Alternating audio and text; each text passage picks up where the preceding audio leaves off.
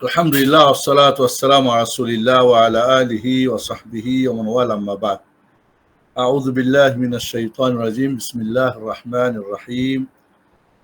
ওয়া মিন আয়াতি আন খালাকা লাকুম মিন আনফুসিকুম আজওয়াজান লিতাসকুনু ইলাইহা ওয়া জাআলা বাইনাকুম মাওয়াদ্দাতান ওয়া রাহমা। সম্মানিত উপস্থিতি, আশা করি রব্বুল আলামিন আপনাদের যে যেখান থেকে দূরের কাছের ঘরের বাইরে যেখানে আছেন সকলে ভালো আছেন। রব্বুল আলামিন আপনাদেরকে ভালো সুস্থ সুন্দর রেখেছেন ইনশাআল্লাহ।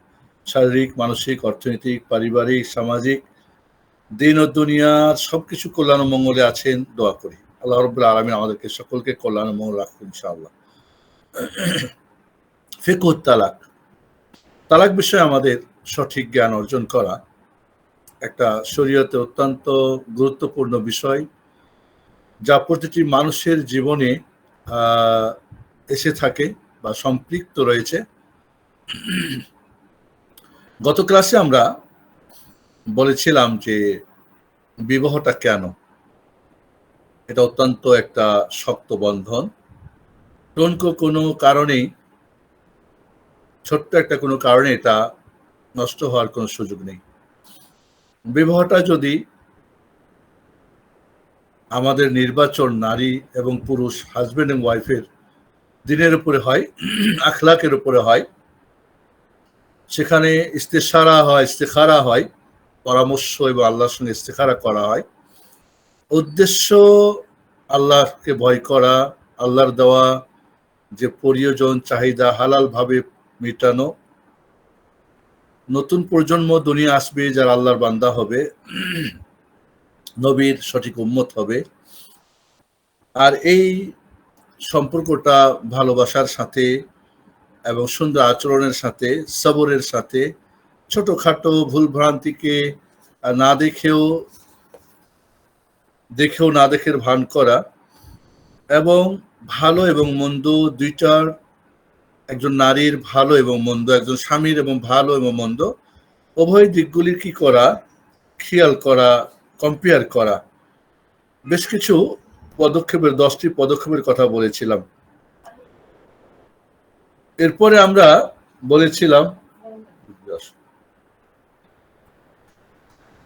বলেছিলাম যে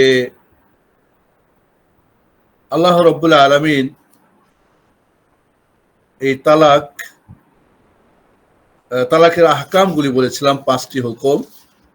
যে তালাক ওয়াজিব যদি কেউ স্ত্রীর সাথে ইলা করে 4 মাসের ঊর্ধ্বে এবং সময় শেষ হওয়ার পরেও স্ত্রীকে সাথে মেলামেশা না করে, তাহলে তার প্রতি তালাক দেওয়া ওয়াজিব।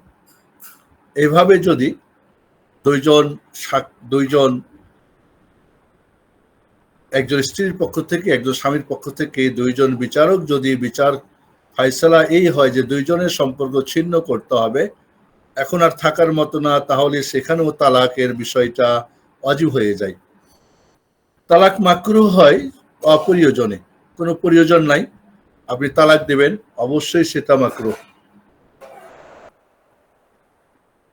এই মাকরুহ, অপ্রয়োজনে তালাক দেওয়া, এটা মাকরুহ। প্রয়োজন যদি হয়, কোনো সমস্যা হচ্ছে হাজবেন্ড ওয়াইফের, স্বামীর সেই স্ত্রী নিয়ে থাকা কঠিন হচ্ছে, তাহলে বিপদ দূর হওয়ার জন্য সেই তালাক দেওয়াটা কি মুবাহ, জায়েজ। এবং উত্তম তালাক দেওয়া হচ্ছে যখন স্বামী স্ত্রীর কারণে কোনো ক্ষতিগ্রস্ত হচ্ছে, তাহলে সেই ক্ষতিকে দূর করাটা মুস্তাহাব। ঠিক এইভাবে যদি আল্লাহর কোনো হক আদা করছে না, নামাজ ঠিকমতো পড়ছে না, পবিত্রতা অর্জন করছে না, হয়তো পর্দাপুশিদা চলছে না, তখন তালাক দেওয়া মুস্তাহাব। আর হারাম তখনই হারাম হবে তালাক যে স্ত্রীর সাথে মেলামেশা হয়েছে, তার পিরিয়ডকালীন বা পবিত্র হয়েছে কিন্তু মেলামেশা হয়েছে, এমন অবস্থায় তালাক দেওয়া হারাম, অপ্রয়োজনে তালাক দেওয়া হারাম। তার এই যে তালাকের বিধিবিধানগুলো রয়েছে 5 প্রকার, কোন সময় ওয়াজিব, কোন সময় হারাম, কোন সময় মুবাহ জায়েজ, কোন সময় উত্তম মুস্তাহাব, কোন সময় মাকরুহ এটা ঘৃণিত, কোনোটাই জানি না আমরা, ব্যাস শুধু মুখ দিয়ে তালাক বলতে পারলেই যেন বাহাদুরি কিছু হয়ে গেল। তাই হুকুমগুলি জানা দরকার। এরপর আমরা আলোচনা করেছিলাম যে তালাক এটা 10 নম্বর বা 9 নম্বরের পদক্ষেপ। এর আগের পদক্ষেপগুলো আমাদেরকে মনে রাখতে হবে, যে আপনি হুট করেই তালাক দিয়ে দিবেন তা না। প্রথমত আপনি নিজের ভুলের কথা ভাবেন, মুহাসাবাতুন নাফস করেন, নিজের কি ভুল রয়েছে।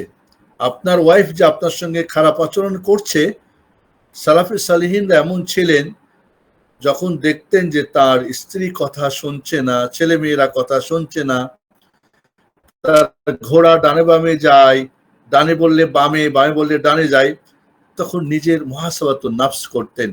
আমি উপরওয়ালার নাফরমানি করেছি, অবাধ্য হয়েছি, তাই আমার অধীনস্থরা আমার অবাধ্য হয়েছে। আল্লাহর কাছে দোয়া করেন, আপনি নিজেই আল্লাহর সঙ্গে সম্পর্কটা গভীর করেন।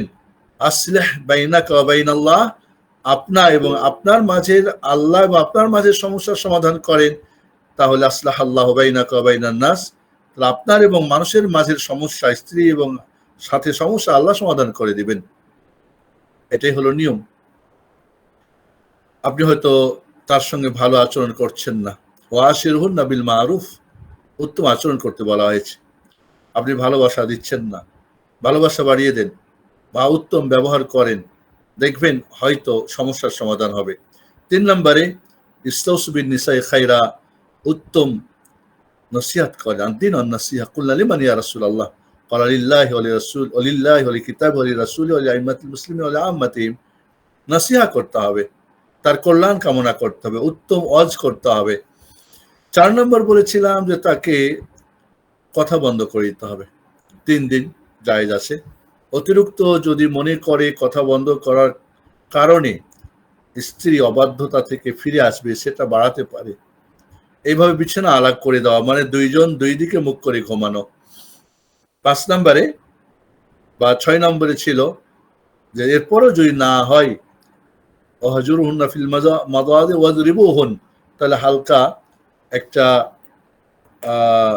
মিসওয়াকের সমান লাঠি দিয়ে হালকা করে, তার মুখে মারা যাবে না, স্পর্শকাতর জায়গায় মারা যাবে না, প্রতিশোধ নেওয়ার জন্য না, তাকে ইসলাহ করার জন্য, চিকিৎসার জন্য গায়ের মধ্যে হয়তো হালকা করে বুঝবে যে না, আমার স্বামী আমার প্রতি রাগান্বিত, অসন্তুষ্ট কেন। এবং মেডিকেল সায়েন্স বলছে মেয়েরা একটু জেদ্দি হয়, বাঁকা হয়, এবং বাঁকা তো কল্যাণ, জেদ্দি হওয়াটাও কল্যাণের আগে বলেছি। তাহলে ওই হালকা মার দিলে কি হয়ে যাবে, ওই জেদটা চলে যাবে, সোজা হয়ে যাবে। 6 নম্বরে বা 7 নম্বরে বলছিলাম কি, দুইজনে করা, মীমাংসা করা। ঠিক আছে, এইটা বাড়াই দিলাম, এটা তোমার কাছে আমি চাই না, এটা না হয়ে আমার চলবে, এরকম কিছু মীমাংসা, কিছু তানাজুল বলে, কিছু সমঝোতায় চলে আসা। তাও যদি না হয়, তাহলে 8 নম্বরে বলেছিলাম একজন স্ত্রীর পরিবারের, একজন স্বামীর পরিবারের দুইজন বিচক্ষণ বিচারক নিয়োগ করা, এবং তারা দুইজনে যে ফয়সালা করে দিবেন, ইনশাআল্লাহ সেই ফয়সালা তাদের দুইজনের সম্পর্ক সমস্যার সমাধান হবে। এরপরে 9 নম্বরে ছিল কি, ইলা, ইলা করা। 4 মাস ঊর্ধ্বে স্বামী কসম খেতে পারে তার সাথে মিলামেশা করবে না। এখানে একটা বড় সময় সমাধান করার জন্যে, আগেই তালাক তালাক তালাক তালাক, এই তালাক তালাক কিন্তু এটা আবেগের বিষয় না, এটা রাগের সময়ের না, এটা কিন্তু প্রতিশোধ নেওয়ার জন্য না, তালাকটা কিন্তু নারীকে ধমকে রাখার জন্য না। তালাকটা তো হচ্ছে কি, যে শেষ, ক্যান্সার হয়ে গেছে, এখন না কাটলে আর জীবন বাঁচবে না, সমস্ত ছড়িয়ে ছড়িয়ে যাবে, হাজব্যান্ড ওয়াইফের জীবন আরো বেশি কি হয়ে যাবে, আপনার আরো তিক্ততার দিকে যাবে। তাহলে তখন হলো কি, 10 নম্বরে গিয়ে তালাক, এবং তালাকটা সুন্নি তালাক দিতে হবে। সুন্নি তালাক হচ্ছে মানে কি, সুন্নি তালাক হচ্ছে মানে কেমো থেরাপি দেওয়া। ক্যান্সার হয়েছে, কেমো দিয়ে ভালো হয়ে যেতে পারে, কেমো দিয়ে ভালো হয়ে যেতে পারে, কেমোথেরাপি দেয় না, তাহলে কেমো দিলে হতে পারে ভালো হতে পারে। 1 তালাক, পিরিয়ড কালীন না, পবিত্র অবস্থায় মেলামেশা করে নাই, ঠিক আছে, তাহলে পিরিয়ডকালীন উপযুক্ত সময় না, কারণ দুইজনের একটা সম্পর্ক, দূরত্ব থাকে। আবার যেই পবিত্রতায় মিলন হয়েছে, মানে প্রয়োজন মিটে গেছে, তাহলে এই সময় তালাক দিলে তালাক হবে না। মুহাক্কিক উলামাদের মত অত্যন্ত শক্তিশালী একটি মত, এক তালাক দিতে হবে। এক তালাক দিয়ে এটা কেমোথেরাপি চলবে, তাকে ঘর থেকে বের করে দেওয়া যাবে না, সেও বের হতে পারবে না। সেও কিন্তু ঘর থেকে বের হওয়া তার জন্য হারাম, স্বামীও তাকে ঘর থেকে বের করা হারাম। তার শুধু তার সঙ্গে রিলেশন করা ছাড়া সবকিছু চলবে, সবকিছু করবে, সাজবে গজবে, আরো ভালো পাকাবে, সমস্যার সমাধান করার জন্যে আরো ভালোবাসা বাড়িয়ে দিবে দুই পক্ষে। তাহলে এই যে কেমোথেরাপি চলবে, এখন কেমোথেরাপিতে ক্যান্সার ভালো হয়ে যায় ঠিক না, ফার্স্ট স্টেজে, সেকেন্ড স্টেজে, থার্ড স্টেজে গিয়ে যদি যায় তখন না থেরাপির কাজ হবে না, তখন না কাটতেই হবে। তাহলে এক তালাক কেমোথেরাপি, দ্বিতীয় তালাক কেমোথেরাপি। এক তালাক দিয়ে 3টা পিরিয়ড পর্যন্ত সময় থাকে দুইজনের সমঝোতার, দ্বিতীয় তালাক দিয়েও সমঝোতার 3টা পিরিয়ড সময় থাকে। সুবহানাল্লাহ। তাহলে এই সুন্দর সিস্টেমটা আমরা বেশিরভাগ পুরুষরা জানি না, নারীরাও জানি না। শুধু তালাকটাকে গরম অবস্থায়, রাগের অবস্থায় এবং চঞ্চল অবস্থায়, অস্থির অবস্থায় প্রতিশোধ নেওয়ার জন্যে এবং বাহাদুরি, কাপুরুষের বাহাদুরি দেখার জন্যে, এটা আসলে মোটেই ঠিক না। এটুকু আমাদের আলোচনা হয়েছিল। আজকে আমরা আলোচনা করব নতুন একটি পয়েন্ট, তালাক ইসলামের একটা সুন্দর বৈশিষ্ট্য। তালাক প্রথাটা বা তালাক নিয়মটা ইসলামের একটা সুন্দর বৈশিষ্ট্য। আর এই বৈশিষ্ট্যটার বেশ কিছু দিক রয়েছে। তার মধ্যে 1 নম্বর হলো, তালাকটা আল্লাহ রাব্বুল আলামিন পুরুষের হাতে রেখেছেন, স্ত্রীর হাতে না। কারণ পুরুষরা কি আবেগকে কন্ট্রোল করতে পারে, সময় উত্তেজিত কম হয়। তবে কিছু পুরুষ আছে যারা নারীর চাইতো মানে নিম্ন মানের, তারাই এই সমস্ত আহামকি কাজগুলি করে। তাহলে পুরুষ হবে পুরুষ, আর রিজ্জাল বলে রিজ্জাল, আর বলে কি রিজ্জাল মানে পুরুষ, কিন্তু পুরুষ হবে কাপুরুষ, পুরুষ হবে নারীর চাইতে অধম, এটা তো মোটেই না। যে আবেগকে কন্ট্রোল করবে, সে ভবিষ্যতের কথা চিন্তা করবে, ছেলে মেয়ে কই যাবে, ওয়াইফটা কোথায় যাবে, তার ভবিষ্যৎ কি হবে, বিরাট একটা কি হবে, অর্থনৈতিক, সামাজিক, পারিবারিক সমস্যায় পড়বে। এগুলি নারী যখন টিউনিসে, নারী পুরুষ যে কেউ তালাক দিতে পারবে। দেখা গেল যে তালাকের আর কোনো হিসাব হয় না। দেখা যায় একদিনে মিলিয়ন তালাক হয় আপনার ফ্রান্সে, যখন নারীকে তালাকের অধিকার দেওয়া হলো। তাহলে এই যে আজও দেখা যাচ্ছে তালাকের সংখ্যা বাড়ছে নারীর হাতে। এটা তালাকের সৌন্দর্য, যে পুরুষ তালাক দেবে, কারণ সে দায়িত্বশীল, সে কি বলে, আর রিজাল কাওয়ামুন আলান নিসা।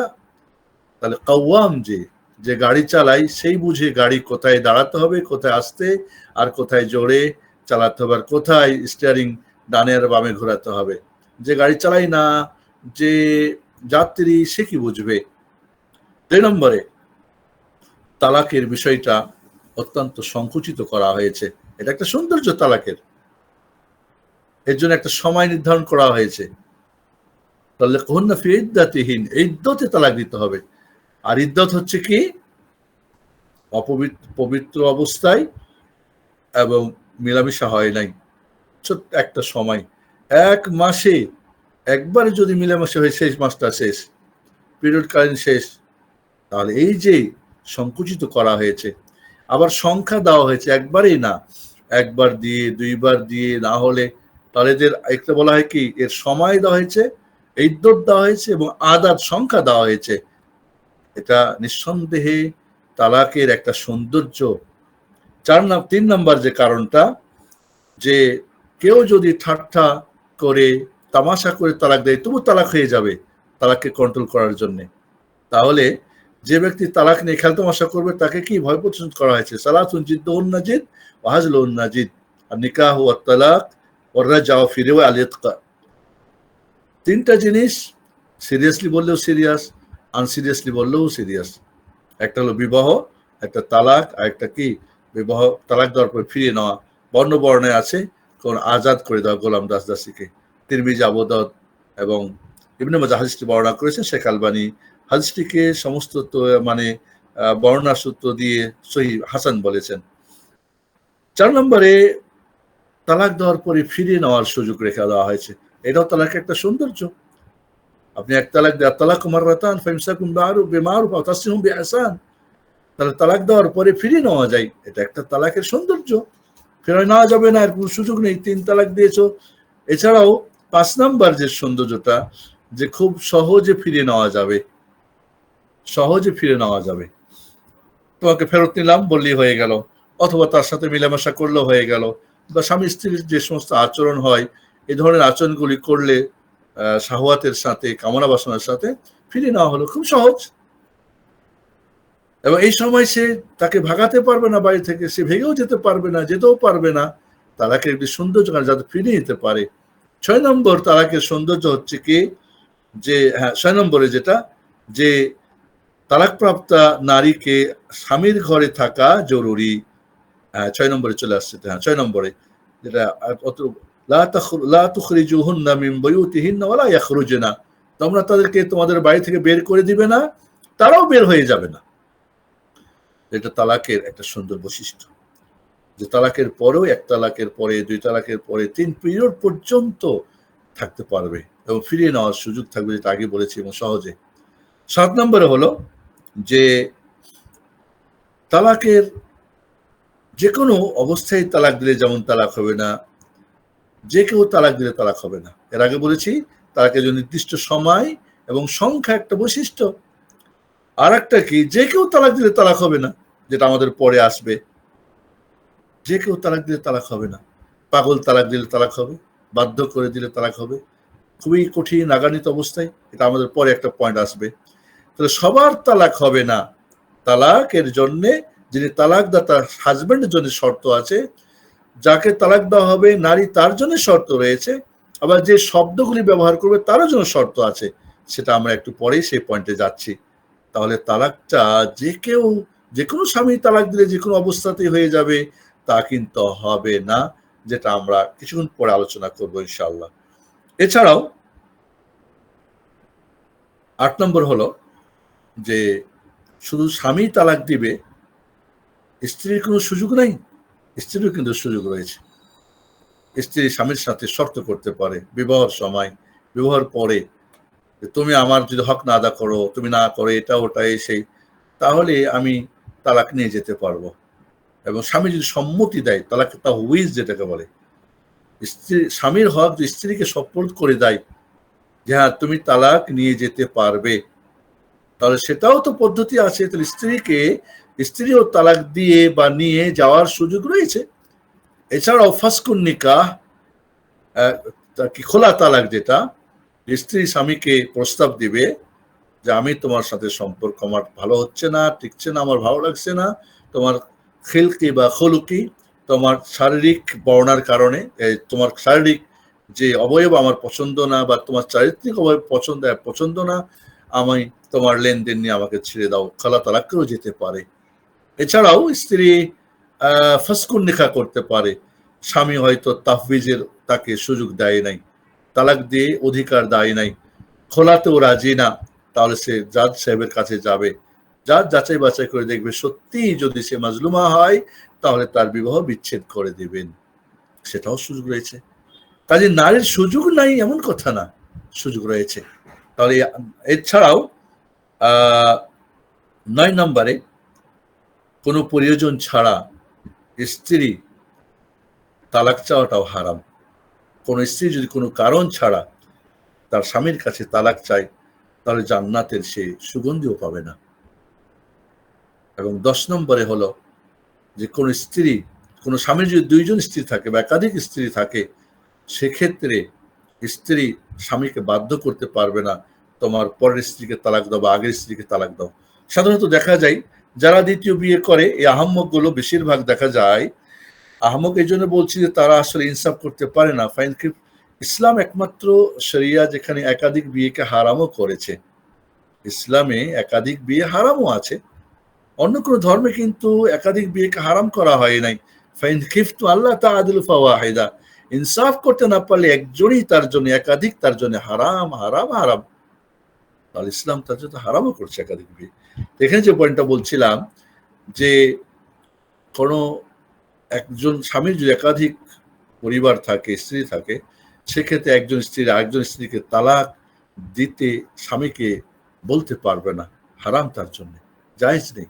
বা শর্ত করতে পারবে না, ওকে তালাক দিলে আমি তোমাকে বিয়ে করব, বা ওকে না রাখলে আমি থাকবো, এমন শর্ত করা ওই শরীয়তে হারাম।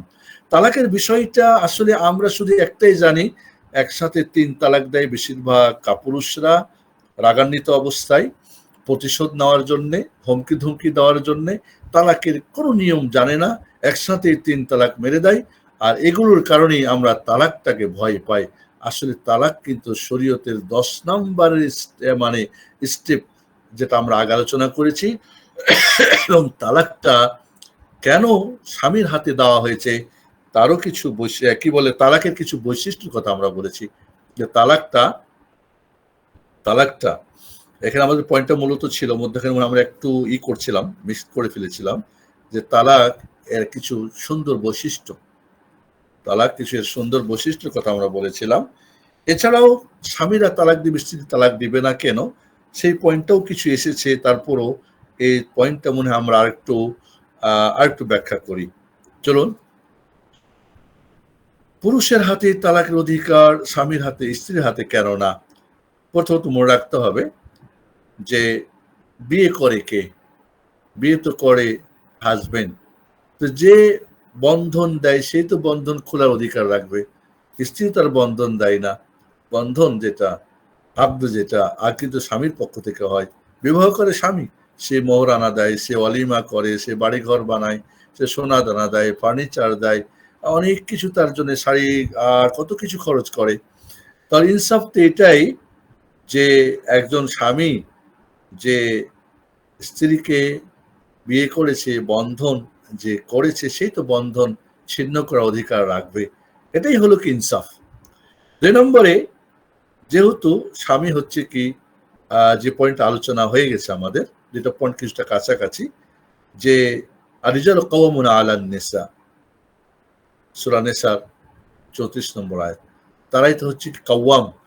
কাওয়াম মানে তারাই পরিচালক, তারা ভালো মন্দ বুঝবে। আর অধিকারটা তারই থাকবে। সে অধিকারটা স্ত্রীর হাতে থাকলে সে অধিকার টুনকো কারণে নষ্ট করে ফেলবে। এছাড়াও একজন পুরুষ নারীর চাইতে তার বিবেক বুদ্ধি পরিপক্ক।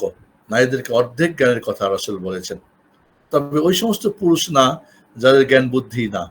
পুরুষ মানে তার বিবেক পূর্ণ, নারী মানে তার বিবেক অর্ধেক। রাসূল বলছে কি নাকিসুল আকল, অর্ধেক মানে কি অপরিপূর্ণ। এই জন্যে মেডিকেল সায়েন্স গবেষণা করেছে, যতই বড় শিক্ষিত একজন নারী হোক, কোনো কঠিন সিদ্ধান্ত নেওয়ার সময় মানুষ সিদ্ধান্ত নেয় কোথায়? সিদ্ধান্ত সাধারণত হয় ডান দিকে, মানুষের দিমাগে, কিসের মাথার। কোনো নারী যখন সিদ্ধান্ত কঠিন একটা সিদ্ধান্ত নেয়, তখন কঠিন সময় তার সিদ্ধান্তটা বাম দিকে কি করে ক্রস করে ফেলে, চলে যায়, তখন সে এলোমেলো হয়ে যায়। পুরুষ কিন্তু কখনই এটা হবে না, সিদ্ধান্ত তার সিদ্ধান্ত জায়গা থেকেই হবে। আর সিদ্ধান্ত নেওয়ার ক্ষেত্রে নারী আবেগের, বাহ্যিক, ক্ষণিকের দুর্দৃষ্টি থাকে না, কাছের ব্যাপারটা ভাবে। আর পুরুষ নিঃসন্দেহে তার বিবেক পরিপূর্ণ, সেজন্য তার হাতেই তালাকটা রাখা উচিত। এই 3টা বিষয় আমাদেরকে মনে রাখতে হবে, যে একজন নারী কখনোই তার বাহ্যিক সুন্দর দেখে অনেক সময় পাগল হয়ে যায়, টাকা পয়সা দেখেই পাগল হয়ে যায়। বিদেশ থেকে স্বামী 10 বছর আয় ইনকাম করে পাঠাচ্ছে, আর এই টাকা দিয়ে গাড়ি বাড়ি হইছে, এই আবার আরেকজনের সাথে হাত ধরে জায়গা। এটা কোন বুদ্ধি হলো? কেমনে হলো? এটা কোন বিবেকের কাজ হলো? এটা কি ইনসাফ হলো? কখনোই তো হলো না। এই জন্যে তালাকের ব্যাপারটাই স্বামীর হাতে দেওয়া মানে এই না যে নারীকে এখান থেকে পুরোটাই কি করে দেওয়া হয়েছে, তাকে কোনো দেওয়া হয় নাই, সুযোগ দেওয়া হয় নাই। এখানে আরেকটা কথা মনে রাখতে হবে, শরীয়ত এবং ফিতরাত। শরীয়তের হুকুম তো হলো কি হাজবেন্ড তালাক দিবে, আর ফিতরাত নেচার যেটা মানুষের, সেটা হলো কি, সেটারও ইসলাম কি করে সমন্বয় করেছে। ফিতরতের দিক থেকেও পুরুষ তালাকের ব্যাপারে দিবে না দিবে সজাগ বেশি, নারী এ ব্যাপারে সজাগ কম। কাজে ইসলাম এখানে কি করেছে, একটা কঠিন বন্ধনকে কোনো কারণে, ছোট কারণে ছিন্ন করে দিবে, এটা কখনোই হতে পারে না। আর এটা নারীরাই করে থাকে, এবং ইদানিং নারীরাই বেশি তালাকের ব্যাপারটা অগ্রগামী বেশি। কোর্টে গিয়ে, কাছারিতে গিয়ে, কি বলে, কোর্টে গিয়ে, কাজীর কাছে গিয়ে বেশিরভাগ মেয়েরা আজ তালাক দিচ্ছে স্বামীদেরকে, এবং সেটা শরিয়া সম্মত হচ্ছে না। এভাবে আপনি যদি বাস্তবতা দেখেন, বাস্তবতা যে কথা বললাম, যে আজকাল বেশিরভাগ নারীরা তালাক দিচ্ছে স্বামীদেরকে। এখানে স্বামী যেহেতু তালাকের ব্যাপারটা সম্পর্ক অর্থের সাথে, ছেলে মেয়েদের সাথে, এবং তালাক দিলে তাকে বাকি টাকা পূর্ণ দিতে হবে, মোহর তাকে পুরা দিতে হবে, আবার বিয়ে করলে তার জন্য আবার খরচ আছে, এবং তালাকের পরে নিয়ম আছে কিন্তু, যে মোহর পুরোটা দিয়ে দিলেও থার্ড তালাক যখন হয়ে যাবে তখন স্ত্রীকে খুশি করার জন্য, কিছু অ্যামাউন্ট তাকে ধরিয়ে দেওয়া, সেটাও তো স্বামীর ওপরে আসবে। তাহলে এই যে অর্থের ব্যাপারটা, বিশাল একটা অর্থের ব্যাপার এটা, এবং পারিবারিক ব্যাপারটা, একজন স্ত্রী তার ছেলে মেয়ে রেখে চলে যাবে, কোনো সমস্যা নেই, কিন্তু তারপরে যদি মনে করেন প্রেগনেন্ট থাকে, তাহলে তার হয়তো 9 মাস তার খরচ দিতে হবে, বাচ্চা হওয়ার পরে বাচ্চার দুধ পান করবে, স্ত্রীও বাচ্চার খানাপিনা দিতে হবে হয়তো 2 বছর। এই সবগুলোই কিন্তু একজন স্বামীর উপরে বর্তায়। আর সেই স্বামী যদি তালাকের অধিকার না থাকে, স্ত্রীর থাকে, কখনোই সে সম্পর্ক থাকে না। এছাড়াও আল্লাহ রাব্বুল আলামিন কি অন্যায় করছেন? আমি আশা আপনি কি আল্লাহকে মানেন? আল্লাহ হাকামুল হাকিম মানেন? রব্বুল আলামিন বেশি জানেন না আপনি বেশি জানেন? তো রব্বুল আলামিন যখন স্বামীর হাতে তালাকের অধিকার দিয়েছেন, তাহলে তিনি অবশ্যই, তিনি ভালো জানেন, তিনি খাবির, তিনি আলিম, তিনি লতিফ, তিনি আল্লাহুল গায়ুব, তিনি মানুষকে তিনি ভালো জানেন। তাহলে আল্লাহ রব্বুল আলামিন জেনেই তো স্বামীর হাতে তালাকের দায়িত্ব দিয়েছেন, জেনেই তো স্ত্রীকে তালাকের দায়িত্ব দেন নাই। এছাড়াও আপনি তালাকের যে বিষয়টা, স্ত্রীকেও আমরা আগে বলেছি যে একজন স্ত্রীও তালাক দিতে পারে, স্বামী অনুপস্থিত অনেক দিন ধরে সে তালাক নিতে পারে। স্বামী হয়তো জেলখানায় বন্দি 10 বছরের, তালাক নিতে পারে, সে খোলা করতে পারে, ফাস্ক করতে পারে, তাহউইজ করতে পারে, ইত্যাদি। আমার মনে হয় বিষয়গুলিকে সবগুলোকে মিলিয়ে যদি আমরা দুইটাকে একসাথে নিই, অনেকগুলো কারণেই তালাকটা কিন্তু তালাক ইসলামের একটা সুন্দর বৈশিষ্ট্য, এবং পুরুষের হাতে তালাকের অধিকার দেওয়াটাও কি একটা সুন্দর ইনসাফের ব্যাপার।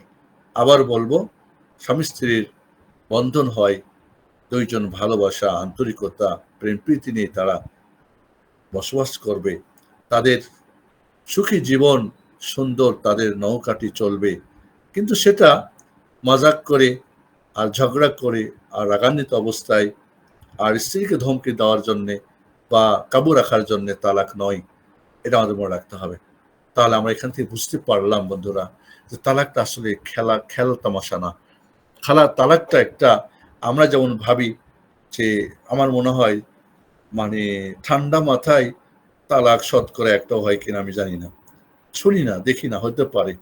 ইসলামী শরিয়াতের নিয়মে যে তালাক হতো, সেই তালাক তো অনেক কম হতো, এবং সেই তালাক তো দুইজনই খুশি হতো, দুইজনই হাজব্যান্ড ওয়াইফ দুইজনই তালাক হওয়ার পরে দুইজনে পরম আনন্দে খুশি হতো, এবং স্বামী স্ত্রীকে তার মোহরানা দেওয়ার পরেও মারতে হন না, এবং তাদেরকে কিছু কিছু টাকা পয়সা, অর্থ বা সোনা দানা কিছু দিয়ে দাও, তাকে খুশি মনে যেন যায়, সে তার দেখবে পথ, হাজব্যান্ড তার দেখবে।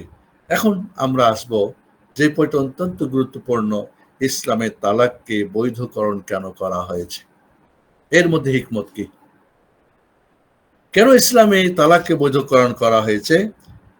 তার আগে একটা মনে হয় আমাদের আছে একটা সুন্দর পয়েন্ট, সেটা হলো শুরুত সিহাতি তালাক। তালাক বিশুদ্ধ হওয়ার জন্য, তালাক সঠিকভাবে পতিত হওয়ার জন্য কিছু শর্ত আছে, এই আলোচনাটা আমাদের দরকার। নাম্বার 1, যিনি তালাক দিবেন হাজবেন্ডের জন্য কিছু শর্ত আছে। 1 নম্বর শর্ত, সে যেন শরীয়তের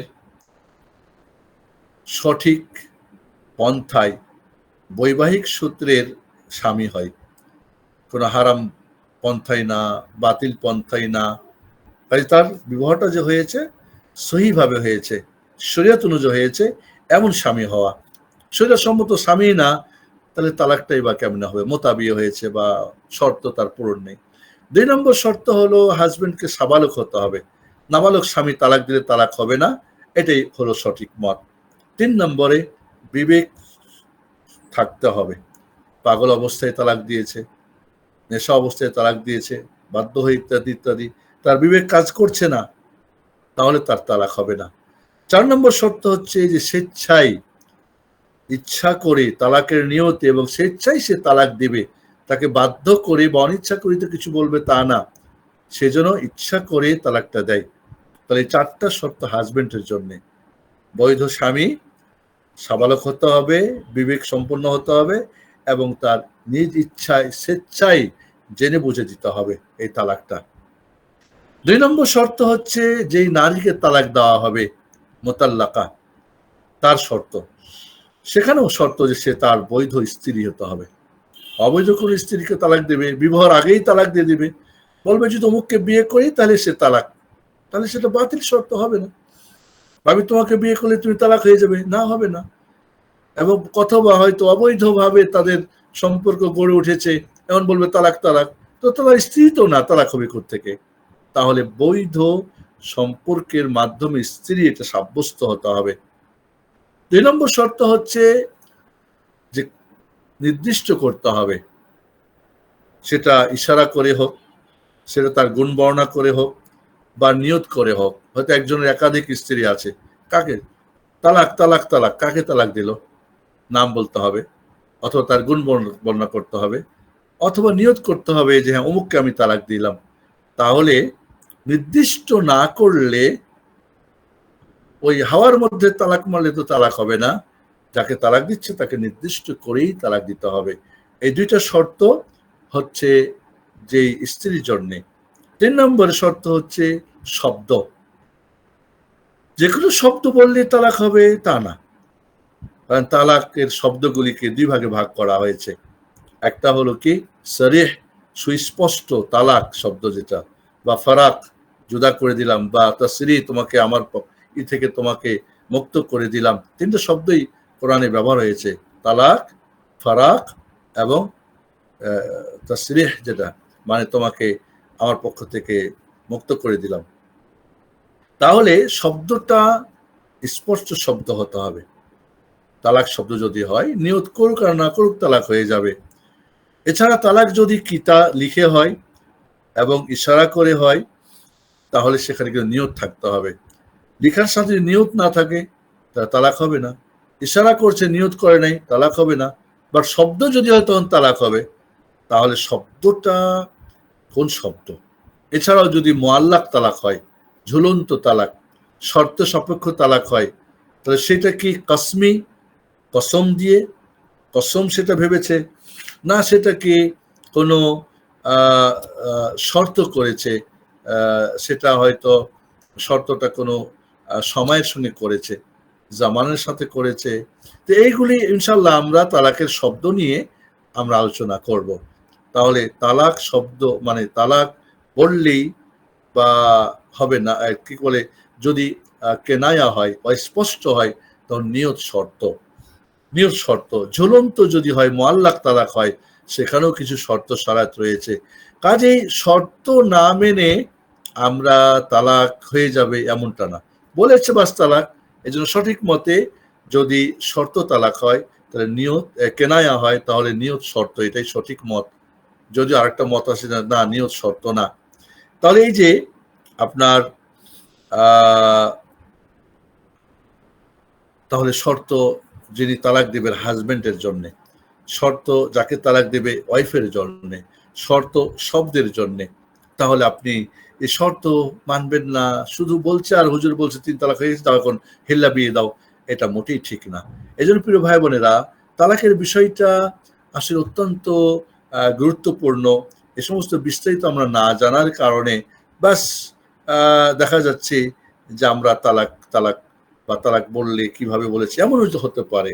একজন ধরেন নন আরব ব্যক্তি বলো তোমার বউকে তালাক দিয়ে দাও, বলে দিলাম তালাক, বলে 3টা বলবো, 1 তালাক 2 তালাক 3 তালাক দিলাম, কিন্তু আদৌ জানে না যে তালাক শব্দের অর্থ স্ত্রী কি বিচ্ছিন্ন হয়ে যাবে, অর্থ জানে না, তালাক হবে না।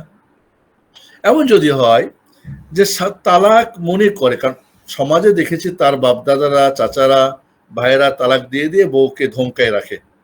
আমাকে একজন বলছে আফ্রিকা থেকে ফোন করে, সম্ভবত দক্ষিণ আফ্রিকা থেকে, যে তালাক স্ত্রীকে আমি কতবার বলেছি ওকে ধমকে রাখার জন্য, একবার তালাক বললে 1 সপ্তাহ চুপচাপ থাকে, সোজা থাকে, এরপর আবার উত্তেজিত হয়, আবার উল্টাপাল্টা করতে, আবার তালাক বলে। কেন তালাক বলছো? তালাক দিলে সম্পর্ক ছিন্ন হয়ে যায় জানো? বলে না, জানি না। তালাক শব্দ বললে ছিন্ন হয়ে যাবে না, ও আমার বাচ্চা আছে, আমি ওকে অনেক ভালোবাসি, কিন্তু একটু উল্টাপাল্টা করে। তো আমি বললাম যে কত বছর ধরে বিদেশ করো? বলে প্রায় 10 বছর দেশে যাই না। তো 10 বছরে যাও না মিয়া, তোমার ওয়াইফ যে এখনো আছে এটাই তো বড়। তার তো অধিকার আছে তোমাকে ছেড়ে চলে যাওয়ার, ফাসকুন নিকাহ করে নেওয়ার, খোলা করার, তারপর যে আছে। তাহলে কথা হচ্ছে কি, যদি এমনও হয় যে না তালাক বললে যে বিচ্ছিন্ন হয়ে যায় এটুকু তার এলিম বা জ্ঞান নাই, তবে মিথ্যা বললে হবে না। অনেক সময় তালাক বলার পরে আবার অনেকে কি করে, ডানে বামে অজুহাত খুঁজে মিথ্যা বলে, সেটা কিন্তু তখন হারাম হবে। অরিজিনালি সে জানে না তালাক বললে বিচ্ছিন্ন হয়ে যাবে, আর এইভাবে বললে আর সম্পর্ক থাকবে না। না যদি জানে সত্যি ইমানদার, ইমানের সাথে সে বলে, তাকওয়ার সাথে বলে, তালাক হবে না। কারণ তাকে জানতে হবে যে এই শব্দটার অর্থ আসলে এটা। হ্যাঁ, তাহলে আমরা শর্তের ব্যাপারটা জানলাম, অত্যন্ত গুরুত্বপূর্ণ একটা বিষয়। আমরা আরো একটা বিষয়ে যেতে পারি, আজকে আরেকটা পয়েন্টে যেতে পারি, সেটা হলো যে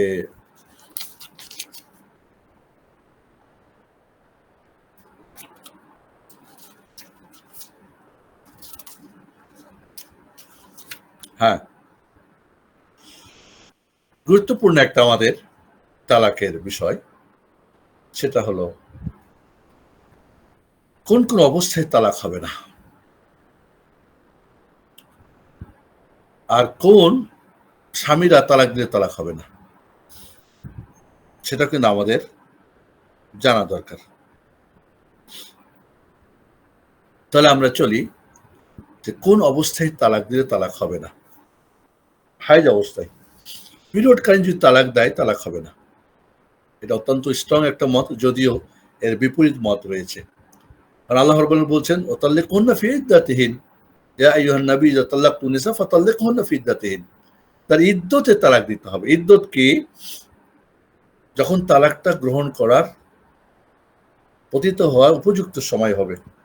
আমরা যদি এখন ফজরের নামাজ পড়িনি, নামাজ হবে? হবে না। ফজরের নামাজ এখন পড়লে হবে না, যাদের ফজর এখনো হয় নাই। জোহর হওয়ার আগে, যদি সূর্য ঢলে যাওয়ার আগে জোহর পড়ানো হবে? হবে না। তাহলে একটা সময় নির্দিষ্ট আছে, এর আগে করলে কেমনে হয়? তাহলে পিরিয়ড কালীন তো কি উপযুক্ত সময় না? যদি একটা মত আছে যে তালাক দিলে তালাক হয়ে যাবে, তবে অত্যন্ত স্ট্রং মত যে না, তালাক হবে না, কারণ এটা উপযুক্ত সময় না। এই জন্য আব্দুল্লাহ ইবনে ওমর রাদিয়াল্লাহু আনহু যখন তালাক দিয়েছেন, আসলে তাকে বলতেছিলেন ফেরত নাও, এরপরে পবিত্র হবে, এরপরে তার সঙ্গে মিলামেশা করবে না, পবিত্র হবে, এরপরে যখন তুমি তার সঙ্গে মেলামেশা না করে রাখতে না চাইলে তখন তালাক দেবে। ঠিক এইভাবে নিফাস অবস্থায়, হাইজ অবস্থায় এই জন্য তালাক হবে না, যে যদি তালাক দেয় তো ক্ষতিগ্রস্ত হবে নারী, ক্ষতিগ্রস্ত হবে নারী। কারণ তার মুদ্দতটা, সময়টা, ইদ্যত অনেক লম্বা হয়ে যাবে। হয়তো তার 10 দিন তালাকের ক্রিয়া, আবার ওদিকে আরো তার 3 মাস। এই যে সময় বেড়ে গেল, সে হয়তো আসলে থাকতে চাচ্ছে না স্বামীর সাথে। এছাড়াও এই সময় যেহেতু হাজব্যান্ড ওয়াইফের দুইজনের রিলেশন হয় না, একটা দুইজনের মধ্যে একটা দূরত্ব কাজ করে। অনেকে আছে আবার একসাথে এক বিছানায় ঘুমায় না, এমনও কিছু আছে, যেটা শরীয়ত সম্মত না। তো সেজন্যই এই অবস্থা, এবং এই অবস্থাতে নারীরা সাধারণত একটু শারীরিক মানসিক ভাবে একটু খারাপ থাকে, শারীরিকভাবেও তার মেজাজটা খিটখিটে থাকে, আর মানসিকভাবে, শারীরিকভাবে তো তার যে সেটা অসুস্থ, এবং অসুখ আমাদের বলে যে অসুখ হয়েছে, মানে কি অসুস্থ হয়েছে, পবিত্র অপবিত্র অবস্থায় আছে। দুইজনের সম্পর্ক এখানে, এবং মেজাজ খিটখিটে থাকে, শরীরে সবকিছু খেতে পারে না, খেলে হয়তো হজম হয় না। তাহলে এই যে একটা কঠিন অবস্থায়, এবং বেশিরভাগ দেখা গেছে শতকরা 95টা তালাক স্ত্রীরা যখন পিরিয়ডকালীন থাকে, স্বামীরা কিছু বলে, মেজাজ খিটখিটে থাকে, এরা কিছু বলে, ও কিছু বলে, দুইজনের তালাক হয়ে যায়।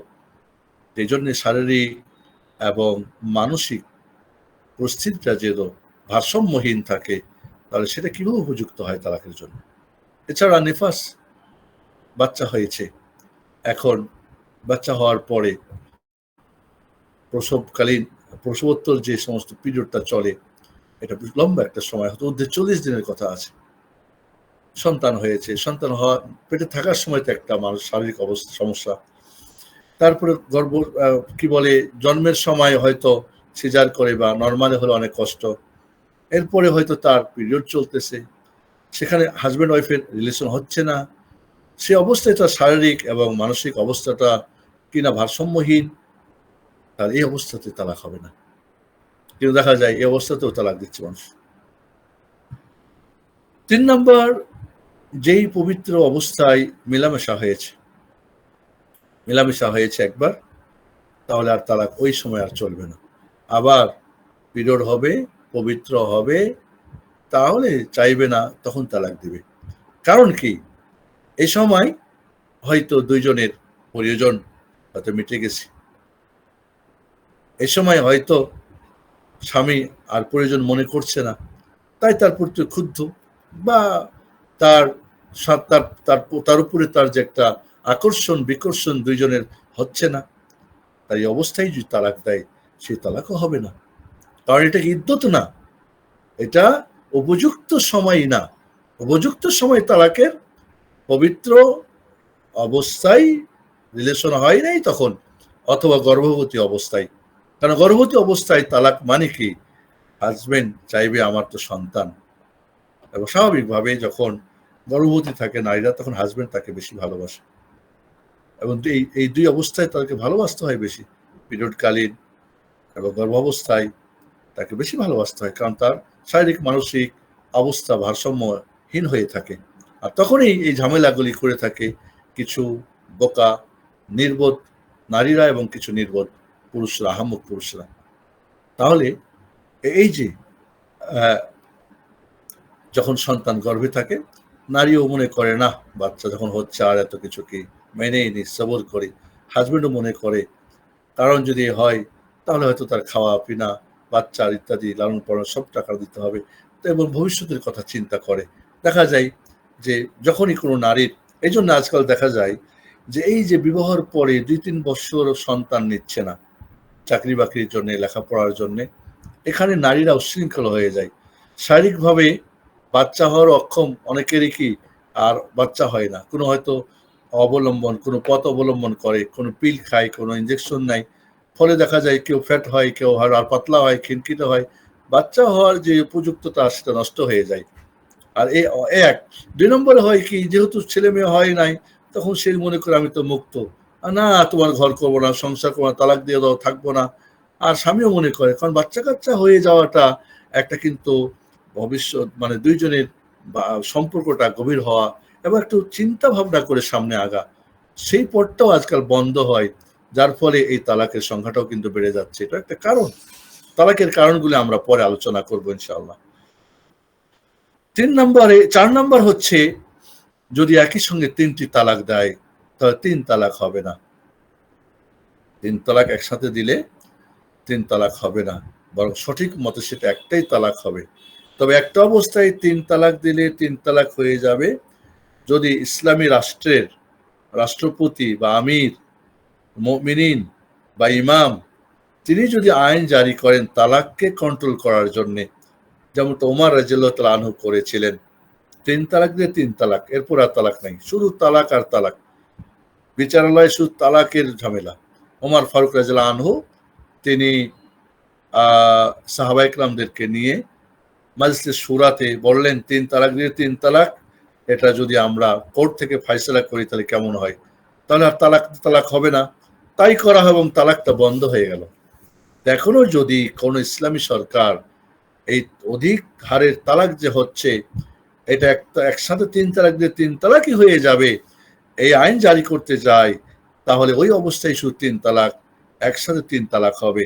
বাকি নর্মালি 3 তালাক দিলে 3 শব্দ হোক আর 1 শব্দে 3 তালাক তোমাকে দিলাম, বা 1 তালাক, 2 তালাক, 3 তালাক, বা তুমি তালাক তালাক তালাক, বাইন তালাক, হাজার তালাক, 100 তালাক দিয়ে দেয়, এক মজলিসে যতই তালাক একটাই হবে।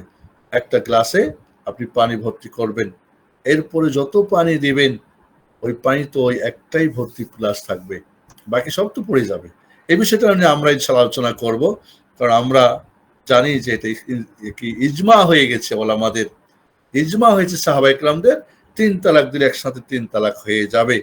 এই ইজমাটা বুঝতে আমরা ভুল করেছি অনেকেই। এই ইজমার সঠিক অর্থ কি, আর সাহাবায়ে কেরাম কি কোরআন এবং হাদিসের বিপরীত কোনো ইজমা করতে পারেন? কখনোই না। যদি বলে নিই আমরা যে 3 তালাক 3 তালাকই হবে, আর 1 তালাক 2 তালাক হবে না, হ্যাঁ 1 তালাক হবে না, তাহলে তো কোরআনের বিপরীত। আত-তালাকু মাররাতান, আল্লাহ বলছেন ফেরতযোগ্য 2 বার তালাক, আপনি বলছেন না ফেরতযোগ্য তালাকই নাই। তো সাহাবায়ে কেরাম কি তাহলে এই কোরআনের বিপরীত তালাক নিয়েছেন? আল্লাহর নবীর যুগে আলাইহিস সালাতু ওয়াস সালাম, আবু বকরের যুগে রাদিয়াল্লাহু আনহু, উমরের প্রথম 2 বছরে 3 তালাক 1 তালাকই ধরা হতো, বিশুদ্ধ হাদিস দ্বারা প্রমাণিত, সেটা আমরা বর্ণনা করবো ইনশাআল্লাহ। তাহলে উমর রাদিয়াল্লাহু আনহু যে আইন করেছিলেন সেই ইজমাটার অর্থ কি ছিল? আপাতত ওখানেই থাকবে, সেই ইজমার আসলে সঠিক অর্থটা কি বুঝলেই আমরা বুঝবো যে আসলে 3 তালাক একসাথে 3 তালাক দিয়ে 3 তালাক হয় না, 1 তালাকই হয়। শুধুমাত্র যদি রাষ্ট্রপ্রধান 3 তালাক দিলে 3 তালাক হয়ে যাবে আইন জারি করেন, তা ব্যতীত। বিষয়টা নিয়ে আমরা ইনশাআল্লাহ পরবর্তী ক্লাসে বিস্তারিত আলোচনা করব যে কেন 3 তালাক হবে না 1 তালাক হবে। আর সেটাও তো একটা ইনসাফ, একবারই সব শেষ। ওই যে বলছিলাম কেমোথেরাপি, তাহলে কই গেল? ক্যান্সার ধরেছে, ফার্স্ট স্টেপে আছে, তো কেমোথেরাপি দিবেন না? প্রথম তালাক তো কেমোথেরাপি বলেছিলাম, ঠিক না? কি বলে এটা, কেমোথেরাপি না কি বলে? কেমো দেওয়া বলে, কি কেমো যেন বলে, বলেন আপনারা বলেন। তো দ্বিতীয় তালাকও কি কেমো দেওয়া, হয়তোবার ক্যান্সার ভালো হয়ে গেল, তাহলে শেষ। এখন থার্ড স্টেপে চলে গেছে, আর ভালো হওয়ার সুযোগ নাই, তখন না আপনি তৃতীয়টা দিবেন। একবারেই আপনি শেষ করে ফেলবেন, এটা আল্লাহর এটা ইনসাফের বহির্ভূত কাজ। কাজেই 3 তালাক একসাথে দিলে 1 তালাকই হবে, এটা অনেক ওলামাদের ফতোয়া আছে, যেটা আমরা পরবর্তীতে বলবো ইনশাআল্লাহ। এই 4 অবস্থায় তালাক দিলে তালাক হবে না, 3 অবস্থায় টোটালি হবে না, আর 4 নম্বরে বললাম 3 তালাক হবে না 1 তালাক হবে। এটাও না হওয়া যে 3 তালাক হয় না, এটাও তো একটা অবস্থা। যে সমস্ত স্বামীরা তালাক দিলে তালাক হবে না, যে সমস্ত স্বামীরা তালাক দিলে তালাক হবে না, প্রায় 9 অবস্থার স্বামীরা তালাক দিলে তালাক হবে না। নাম্বার 1, যদি নাবালক স্বামী তালাক দেয়। নাবালক বললে আপনাদের কাছে শুনতে অবাক হবে, কি নাবালক বিয়ে করে কেমনে? বিয়ে তো হতে পারে, শরীয়তে নাবালক বিয়ে করতে পারে, তার গার্জিয়ান তার পক্ষ থেকে ইজাব কবুল করবে। এখন আমাদের দেশে সেদিনকে বলেছিলাম যে আপনি বলছেন 18 বছর আগে মেয়েরা বিয়ে করতে পারবে না বা বিয়ে দিতে পারবে না, তাদের ছেলেরা 21 বছর আগে বিয়ে করতে পারবে না।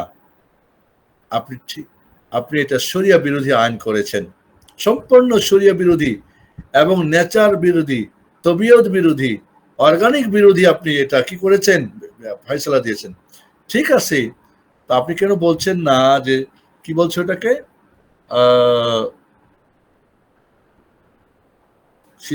শিশু বিবাহ না কি বলছো ওটাকে, বাল্য বিবাহ আপনি নিষেধ করছেন, আইন বাড়াচ্ছেন, অনেক বড় আপনি জনগণের হিতাকাঙ্ক্ষী কান্ডারি ভান্ডারি, কিন্তু আপনি আইন কেন করছেন না যে 18 বছর আগে কোনো মেয়েরা প্রেম করতে পারবে না, 21 বছর আগে কোনো ছেলেরা প্রেম করতে পারবে না। অবৈধর পথ আসমান থেকে জমিন পর্যন্ত খুলে দিবেন, আর বৈধর পথ আপনি সংকুচিত করবেন, আর এই জন্য জেনা ব্যভিচার আর সম্পূর্ণ অশ্লীলতা ছড়িয়ে পড়বে। এটা কিন্তু কঠিন একটা পরিস্থিতি এখন আমাদের দাঁড়িয়েছে। তাহলে কোনো যদি নাবালক হয় আর সাবালক হওয়ার আলামত কি? একজন পুরুষ মানুষের সাবালক হওয়ার আলামত হলো দাড়ি মুছ গাজানো, বা এর আগে নাভির নিচে কালো লোম গজানো, নারী পুরুষ উভয়ের এটা আলামত। ছেলেদের দাড়ি এবং গোঁফ গজানো, স্বপ্নদোষ হওয়া, এগুলি আলামত। কোনো যদি আলামত না পাওয়া যায় তাহলে 15 বছর বয়স হয়ে যাওয়া, 15 বছর বয়স হলে তাহলে সে সাবালক হয়েছে ধরে নিতে হবে। কোনো হরমোনের জন্য তার কোনো হয়তো অন্য আলামত পাওয়া যাচ্ছে না। মেয়েদের সাবালক হওয়ার আলামত কি? তাদের পিরিয়ড হওয়া, নাভির নিচে লোম গজানো, এটা অনেকেই বুঝে না। আমরা মনে করি এখন তো এসএসসি পরীক্ষা দেয়নি, এখনই কিছু সাবালক, এখনো তো অমুকটা না, এখনো পিরিয়ড, শুধু পিরিয়ড হওয়াটাই কি আলামত না? এছাড়াও এর আগেও আলামত হয়ে থাকতে পারে, যেটা বললাম একটু আগে। এছাড়াও যদি সে গর্ভবতী হয়ে যায় তাহলে বুঝতে হবে যে তার সে উপযুক্ত হয়েছে, সাবালক হয়েছে না, কেন গর্ভবতী হয়েছে। তাহলে এই যে বিষয়গুলি, আমরা সাবালক না হলে নাবালক স্বামী তালাক দিলে তালাক হবে না। 2 নম্বর, ঘুমন্ত অবস্থায় তালাক দেয়। ঘুমের অবস্থায় বলছে তার স্ত্রীকে তুমি 1 তালাক, 2 তালাক, 3 তালাক, 52 তালাক, তুমি চলে যাও। কারণ ঘুমন্ত ব্যক্তি এবং যে ঘুমন্ত ব্যক্তি আর যে ছোট বাচ্চা, তার কলম উঠিয়ে নেওয়া হয়েছে। রফিয়াল কালাম আন সালাস, 3 জনের কলম বন্ধ থাকে। ছোট বাচ্চা কি বলে, নাবালক বালিগ না হওয়া পর্যন্ত, ঘুমন্ত না জাগা পর্যন্ত, এবং যে পাগল ব্যক্তি যদি তালাক দেয় মাজনুন, তাহলে তার তালাক হবে না। ওয়ানিল মাজনুন হাত্তা ইয়াফিক, তাহলে নাবালক স্বামী তালাক দিলে তালাক হবে না। ঘুমন্ত অবস্থায় তালাক বলছে, তালাক হবে না। এইভাবে যদি সে পাগল হয়ে যায়, পাগল বা অ্যাবনর্মাল হয়ে গেছে, তাহলে ওর তালাক হবে না। ঠিক এইভাবে যদি কেউ নেশা করে, আর নেশা করার কারণে তার বিবেক বুদ্ধি হারিয়ে ফেলে, এই অবস্থায় তালাক দিলেও তার তালাকটা হবে না। তবে কেউ আবার ভাগ করেছেন যে যদি হারাম বস্তু নেশা করে, মদ পান করে, তাহলে তালাক হয়ে যাবে। কেন? সে হারাম পান করেছে। কিন্তু কেউ হয়তো বেহুশ হয়ে গেছে ঔষধের কারণে, বা কোনো আঘাতের কারণে, বা কোনো যে কোনো কারণে, কোনো অবৈধ মাধ্যমে না, অবৈধ জিনিস পান করে না, তাহলে তালাক দিয়ে তালাক হবে না। কিন্তু সে মদ পান করেছে, কারণ সে একটা হারাম করেছে, আর সেই জন্য তার তালাক হবে। সঠিক মতে তালাক হবে না। সাকরান যদি তালাক দেয়, তার তালাক হবে না, কারণ তার এখন তার ইচ্ছা শক্তি নাই। ওই যে বলেছিলাম 4টা শর্ত কি? তার বিবেক থাকতে হবে, তার ইচ্ছা করে দিতে হবে। তার পাগল, ইচ্ছা নেই। অনেকেই তো মদ পান করে হয়তো কে মা আর কে বোন আর কে স্বামীও পার্থক্য করতে পারে না, তাহলে কিভাবে তার তালাক হবে? এইভাবে যদি কোনো মাদহুস ব্যক্তি তালাক দেয়, মাদহুস মানে কোন একটা আচমকা আকস্মিক কোনো ঘটনা ঘটে যাওয়ার পরে তার হয়তো বিবেকটা কাজ করছে না। ধরেন যে তার স্বামী স্ত্রী হয়তো কোথাও গাড়ি নিয়ে যাচ্ছে, স্বামী স্ত্রী হয়তো বলছে এই দিক দিয়ে চলো বা এইটা করো, আর ওইটা করতে গিয়ে হয়তো গাড়িটা অ্যাক্সিডেন্ট করছে, কথার কথা না করো, আর তখন সে চোটে মানে কি করছে, সে তার বিবেক বুদ্ধি হারিয়ে স্ত্রীর উপর হয়তো রাগ হয়ে বলছে না তুমি তালাক, তালাক হবে না। তাহলে তার বিবেক শক্তি যদি হারিয়ে ফেলে কোন একটা আচমকা আকস্মিক কোনো ঘটনার কারণে, সেও তালাক দিয়ে তার তালাক হবে না। এইভাবে যদি কেউ রাগান্বিত অবস্থায় তালাক দেয়, তার তালাক হবে না। ইমরান ইবনুল কাইয়িম রাহিমাহুল্লাহ রাগের 3টা অবস্থা বর্ণনা করে। একটা রাগ হলো যে এত বেশি রাগ যে তার বিবেক হারিয়ে ফেলছে,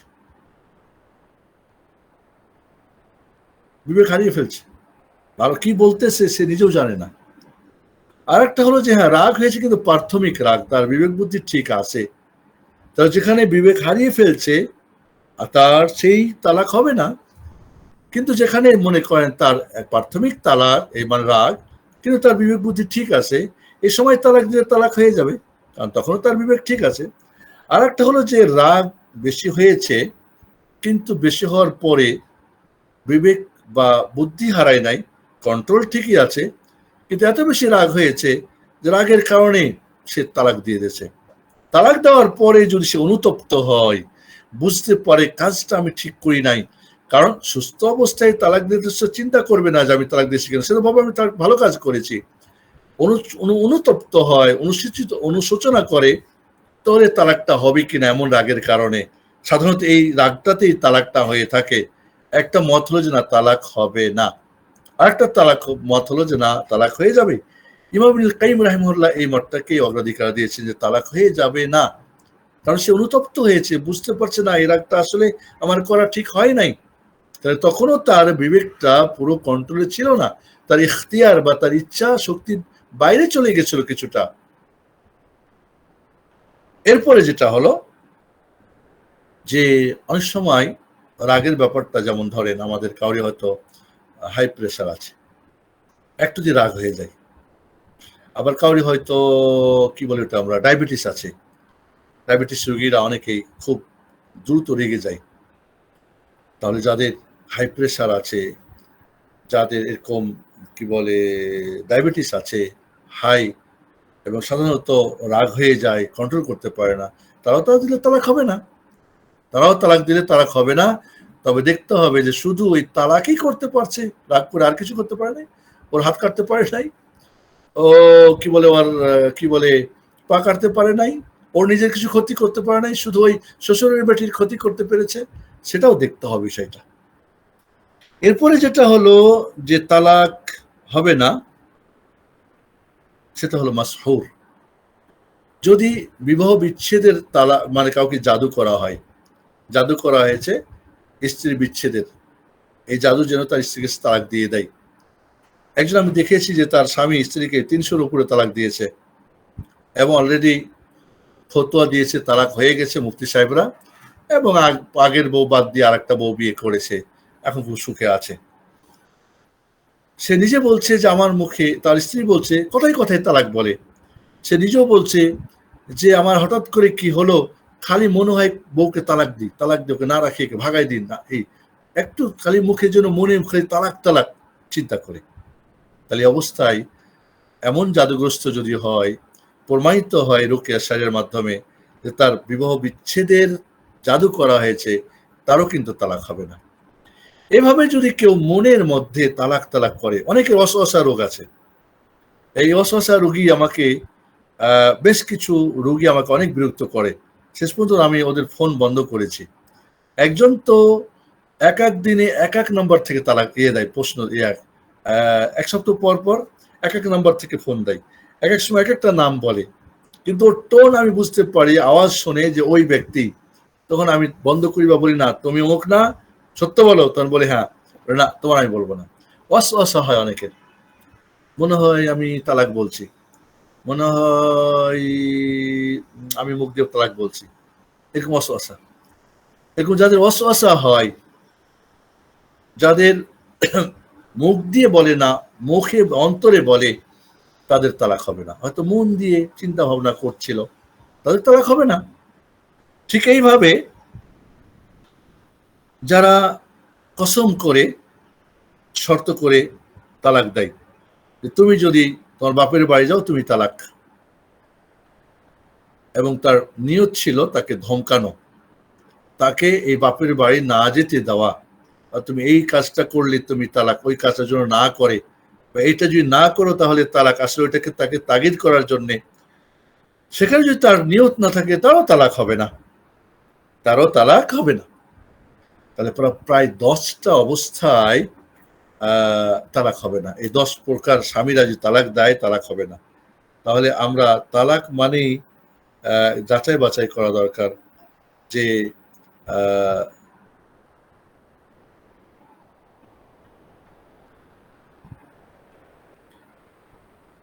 এখানে আমরা বুঝতে পারলাম যে তালাকটা আসলে খেলতামাশা না, আর বললেই হয়ে যাবে, আর যে কোনো হলে, বিষয়টা আমাদের আসলে যাচাই বাছাই করা দরকার, কোন অবস্থা দিয়েছে, কেমনে দিয়েছে।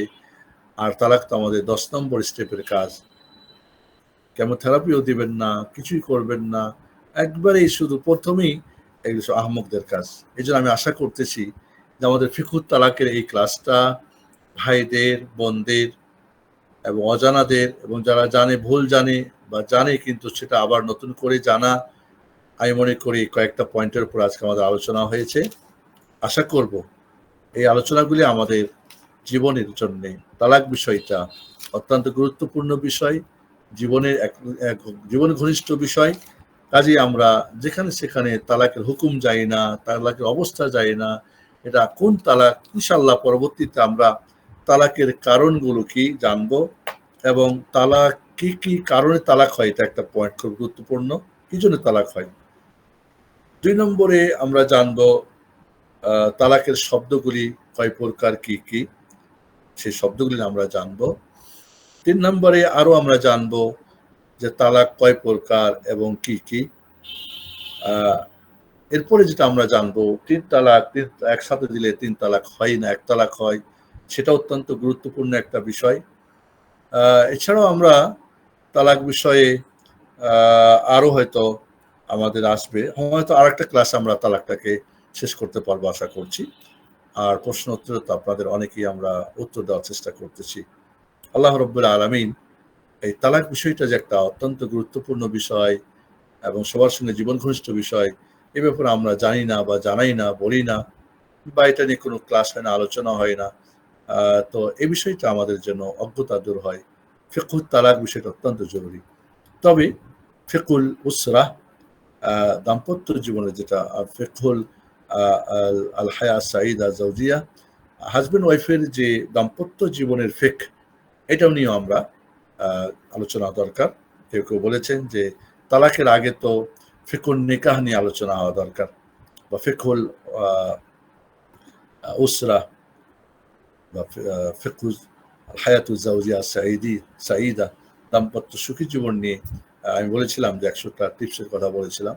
এটা গুরুত্বপূর্ণ। বিবাহের আগে একটা পদক্ষেপ, বিবাহের পরে 4-5টা পদক্ষেপ, আর এই সমন্বয়ে মিলে একটা সত্যিকারে সুখী দাম্পত্য জীবন হতে পারে। আল্লাহ সুবহানাহু ওয়া তাআলা আমাদেরকে যে আলোচনাগুলো করেছি বোঝার এবং আমাদের সে অনুযায়ী আমল করার তৌফিক দান করুন। হাদা ওয়া সাল্লাল্লাহু আলা সাইয়্যিদিনা মুহাম্মদ ওয়া আলা আলিহি ওয়া সাহবিহি আজমাইন। আসসালামু আলাইকুম ওয়া রাহমাতুল্লাহি ওয়া বারাকাতুহু। প্রশ্ন উত্তরে যাব আমরা। জি। ওয়ালাইকুম আসসালাম ওয়া রাহমাতুল্লাহি ওয়া বারাকাতুহু। বারাকাল্লাহু ফিক শাইখ। শাইখ, তাহলে আমরা প্রশ্ন উত্তর শুরু করলাম শাইখ। জি। প্রথম প্রশ্ন এক বোন করেছেন। আসসালামু আলাইকুম। আসসালামু আমার 7 বছরের ছেলে আছে। আমি জানতে চাই, তালাকের পর ধর্মীয় মতে আমার বাচ্চা কার কাছে থাকবে? জাযাকাল্লাহু খাইরান।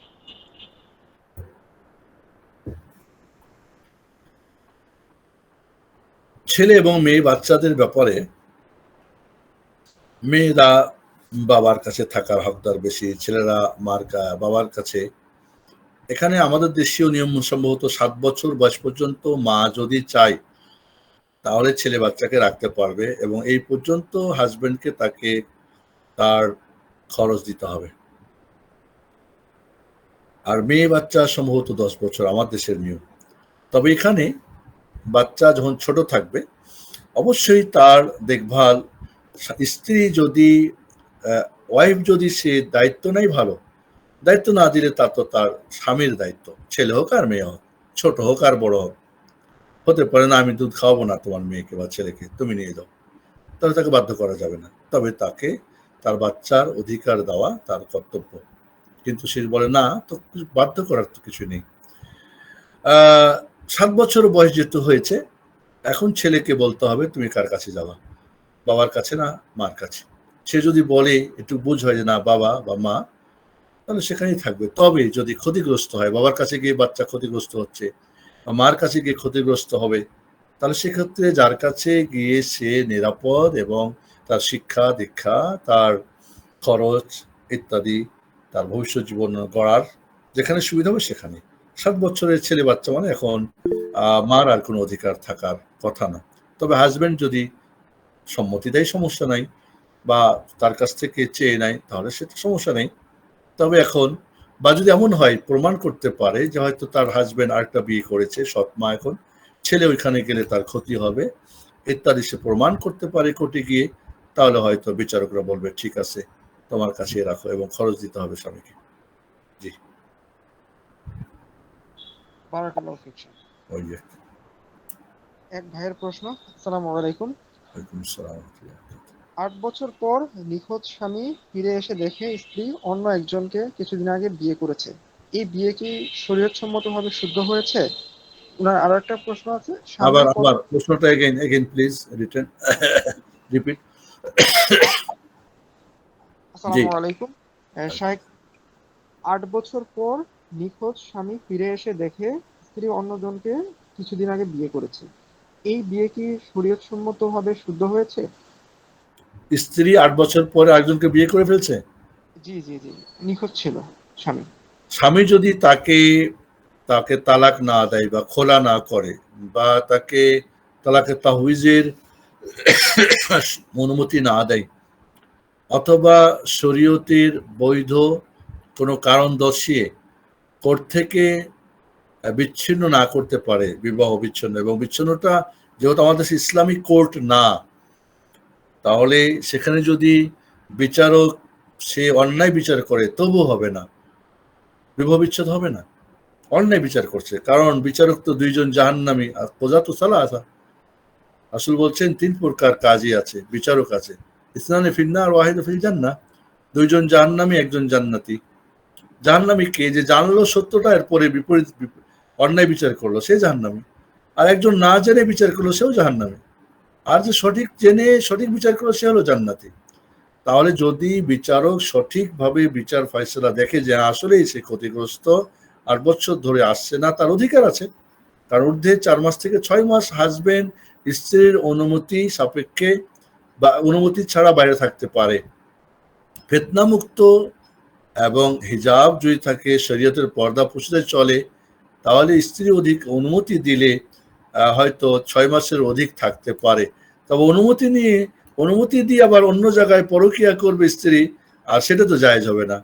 এক্ষেত্রে যদি তার তালাকও দেয় নাই, খোলাও করে নাই, তহবিজও করে নাই, এবং কোর্ট থেকে সুনির্দিষ্ট কোনো কারণ শরীয়তে দর্শিয়েও সে বিচ্ছিন্ন করে নাই, অন্য জায়গায় বিয়ে করেছে, পরের বিয়েটা হয় নাই, হারাম, এখনো সে অন্যের বন্ধনে আছে, অন্যের বন্ধনে আছে, বিবাহ হারাম, এবং এই বিবাহটা হয় নাই, এটা ব্যভিচার হবে এবং সন্তান হবে জেনার সন্তান হবে। জি। আরো একটা কোয়েশ্চেন ছিল যে স্বামী কত বছর পর্যন্ত নিখোঁজ থাকলে স্ত্রী নতুন ভাবে বিয়েতে বসতে পারবে? স্ত্রীর জন্য ইদ্যত হলো 3 পিরিয়ড, কিন্তু স্বামীর জন্য কোনো ইদ্যত নাই। আজকে তালাক দিয়েছে, কালকে বিয়ে করতে পারবে। আজকে স্ত্রী মারা গেছে, কালকে আজকে বিয়ে করতে পারবে, কোনো সমস্যা নেই। তবে তার যদি সামাজিকতা ব্যাপার আছে, আগের স্ত্রী সত্যি যদি তার সাথে ভালোবাসা থাকে, তাকে ভোলার ব্যাপার আছে ইত্যাদি, কাজে তার জন্য কোনো ইদ্যত নাই, স্বামীর জন্য কোনো ইদ্যত নেই। কারণ ইদ্যত থাকলে কেমনে চলবে? ইদ্যত থাকলে তার পরিবার, তার ছেলে মেয়ে, বাড়ি ঘর কে দেখবে? কে তার দেখাশোনা করবে? ইদ্যত থাকলে সে তো না, সব হবে না। জি। বারাকাল্লাহু ফিক। ওই যে। এক বোনের প্রশ্ন। আসসালামু আলাইকুম ওয়ালাইকুম আসসালাম ওয়া রাহমাতুল্লাহি ওয়া বারাকাতুহু। ওস্তাদ। এক বোনের শাশুড়ি খুব রাগী। তিনি খুব সামান্য বিষয়ে রেগে গিয়ে সংসারে এমন অবস্থা করেন যেন সংসারটা ভেঙে ফেলতে চান। তার প্রতি তার ছেলের বউয়ের দায়িত্ব, কর্তব্য এবং ধৈর্য সম্পর্কে নসিহত করুন। জাযাকাল্লাহু খাইরান। বোন যদি সে আপনার মা হতো, আপনার শাশুড়ি আপনার মা, তাহলে কি বন্ধনটা কেটে দিতেন যে মা তোমার, আমার মা আর মেয়ের সম্পর্ক ছিন্ন, যাও, করতে পারতেন না, ঠিক না? তারপর আপনার হাজবেন্ডের মা যদি তার সঙ্গে সম্পর্ক ছিন্ন, মানে কি আপনার স্বামীর সঙ্গে সম্পর্ক ছিন্নর কারণ দাঁড়াবে। সবর করতে হবে, দোয়া করতে হবে, তাকে আরো বেশি ভালোবাসতে হবে, তাকে কিছু গিফট দিতে হবে, তার সামনে তার কিছু সুনাম করতে হবে। এবং সেটা একটা ধরনের, মানে অনেক সময় কি হয়ে যায়, বেশি বয়স হলে মানুষ আবার বাচ্চাদের মতো হয়ে যায়। বাচ্চাদের একটুতেই খুশি, একটুতেই নারাজ, একটুতেই কানে ভ্যা ভ্যা করে, একটু কি আবার হাসে। বয়স বেড়ে গেলে কিন্তু তাই হয়। তবিয়তটা জানা, আমি বলেছিলাম যে হাজবেন্ড ওয়াইফের সম্পর্ক গভীরের জন্য দুইজনের তবিয়ত জানা, ঠিক এইভাবেই কিন্তু আপনার আশেপাশে যারা আছে তাদের তবিয়তটা জানা। আপনার হাজবেন্ডের মা কেমন, তার বোনরা কেমন। এবং সত্যিকারেই একটা জিনিস মনে রাখতে হবে, নারী কিন্তু পুরুষের স্বামীর জন্য একটা বড় পরীক্ষা, বিশাল পরীক্ষা। আর এই পরীক্ষায় তো পাস করতে হবে। পরীক্ষায় পাস করতে লেখাপড়া করতে হয়, ধৈর্য ধারণ করতে হয়, শ্রম দিতে হয়, ইত্যাদি ইত্যাদি অনেক কিছুই। অনেক টিচারের কাছে পড়তে হয়, শিখতে হয়। ঠিক স্ত্রীর জন্য হাজবেন্ড একটা বড় পরীক্ষা। তার পরিবার, তার মা বোনরা, এটা পরীক্ষা। জাপানে কিন্তু একটা নারী বিবাহের আগে স্বামীর ঘরে গিয়ে শাশুড়ির সাথে, ননদের সাথে, যার সাথে, ইত্যাদি ইত্যাদির সাথে কি ধরনের কেমনে কি করবে, পাকশাক ইত্যাদি, একটা তাদের 3 মাস 6 মাসের একটা প্রশিক্ষণ হয়, তারপরে বিয়ে শাদী। আমাদের কিছুই হয় না। লেখাপড়া করতেছিল, বিয়ে হলো, ওখানে গিয়ে বৌমা, ওখানে গিয়ে সে ওয়াইফ, ওখানে সবকিছু তাকে করতে হবে, ওখানে কার সঙ্গে কেমন বুঝতে হবে। আমি মনে করি যে আপনি সবর করেন, তার জন্য দোয়া করেন, এবং যেহেতু তা আপনার হাজবেন্ডের মা, আপনারও মা তুল্য, এবং আপনার হাজবেন্ডকে যেমন ছাড়তে চান না, তা আপনার হাজবেন্ড তো তার মাকে ছাড়তে চায় না। রক্তের বাঁধন তো কাটা যাবে না। এই জন্যে এই সমস্ত বলবো, এটা অনেক মেয়েদেরই হয়ে থাকে। এটা আপনাকে সবর করতে হবে। যদি একান্ত আপনি দেখেন যে অসম্ভব, তাহলে হাজবেন্ডের দায়িত্ব হলো তার স্ত্রীকে নিয়ে যদি সম্ভব হয় অন্য জায়গায় থাকবে, আর তার মার খিদমতের জন্য কাউকে নির্দিষ্ট করবে, বা অন্য কাউরি, অন্য বোন বা অন্য ভাইয়ের কাছে রাখবে। এটা তার হাজবেন্ডের দায়িত্ব হবে। তবে সমঝোতার মাধ্যমে এইভাবে সম্পর্ক ছিন্ন করে বা ভবিষ্যতে আরো বেশি কালো অন্ধকার মেঘ ডেকে না। জি, এরপরের প্রশ্ন। বারাকাল্লাহু ফিক শেখ। এক বোনের প্রশ্ন। আসসালামু আলাইকুম শেখ। সালাম আহমতুল্লাহ বরকাত।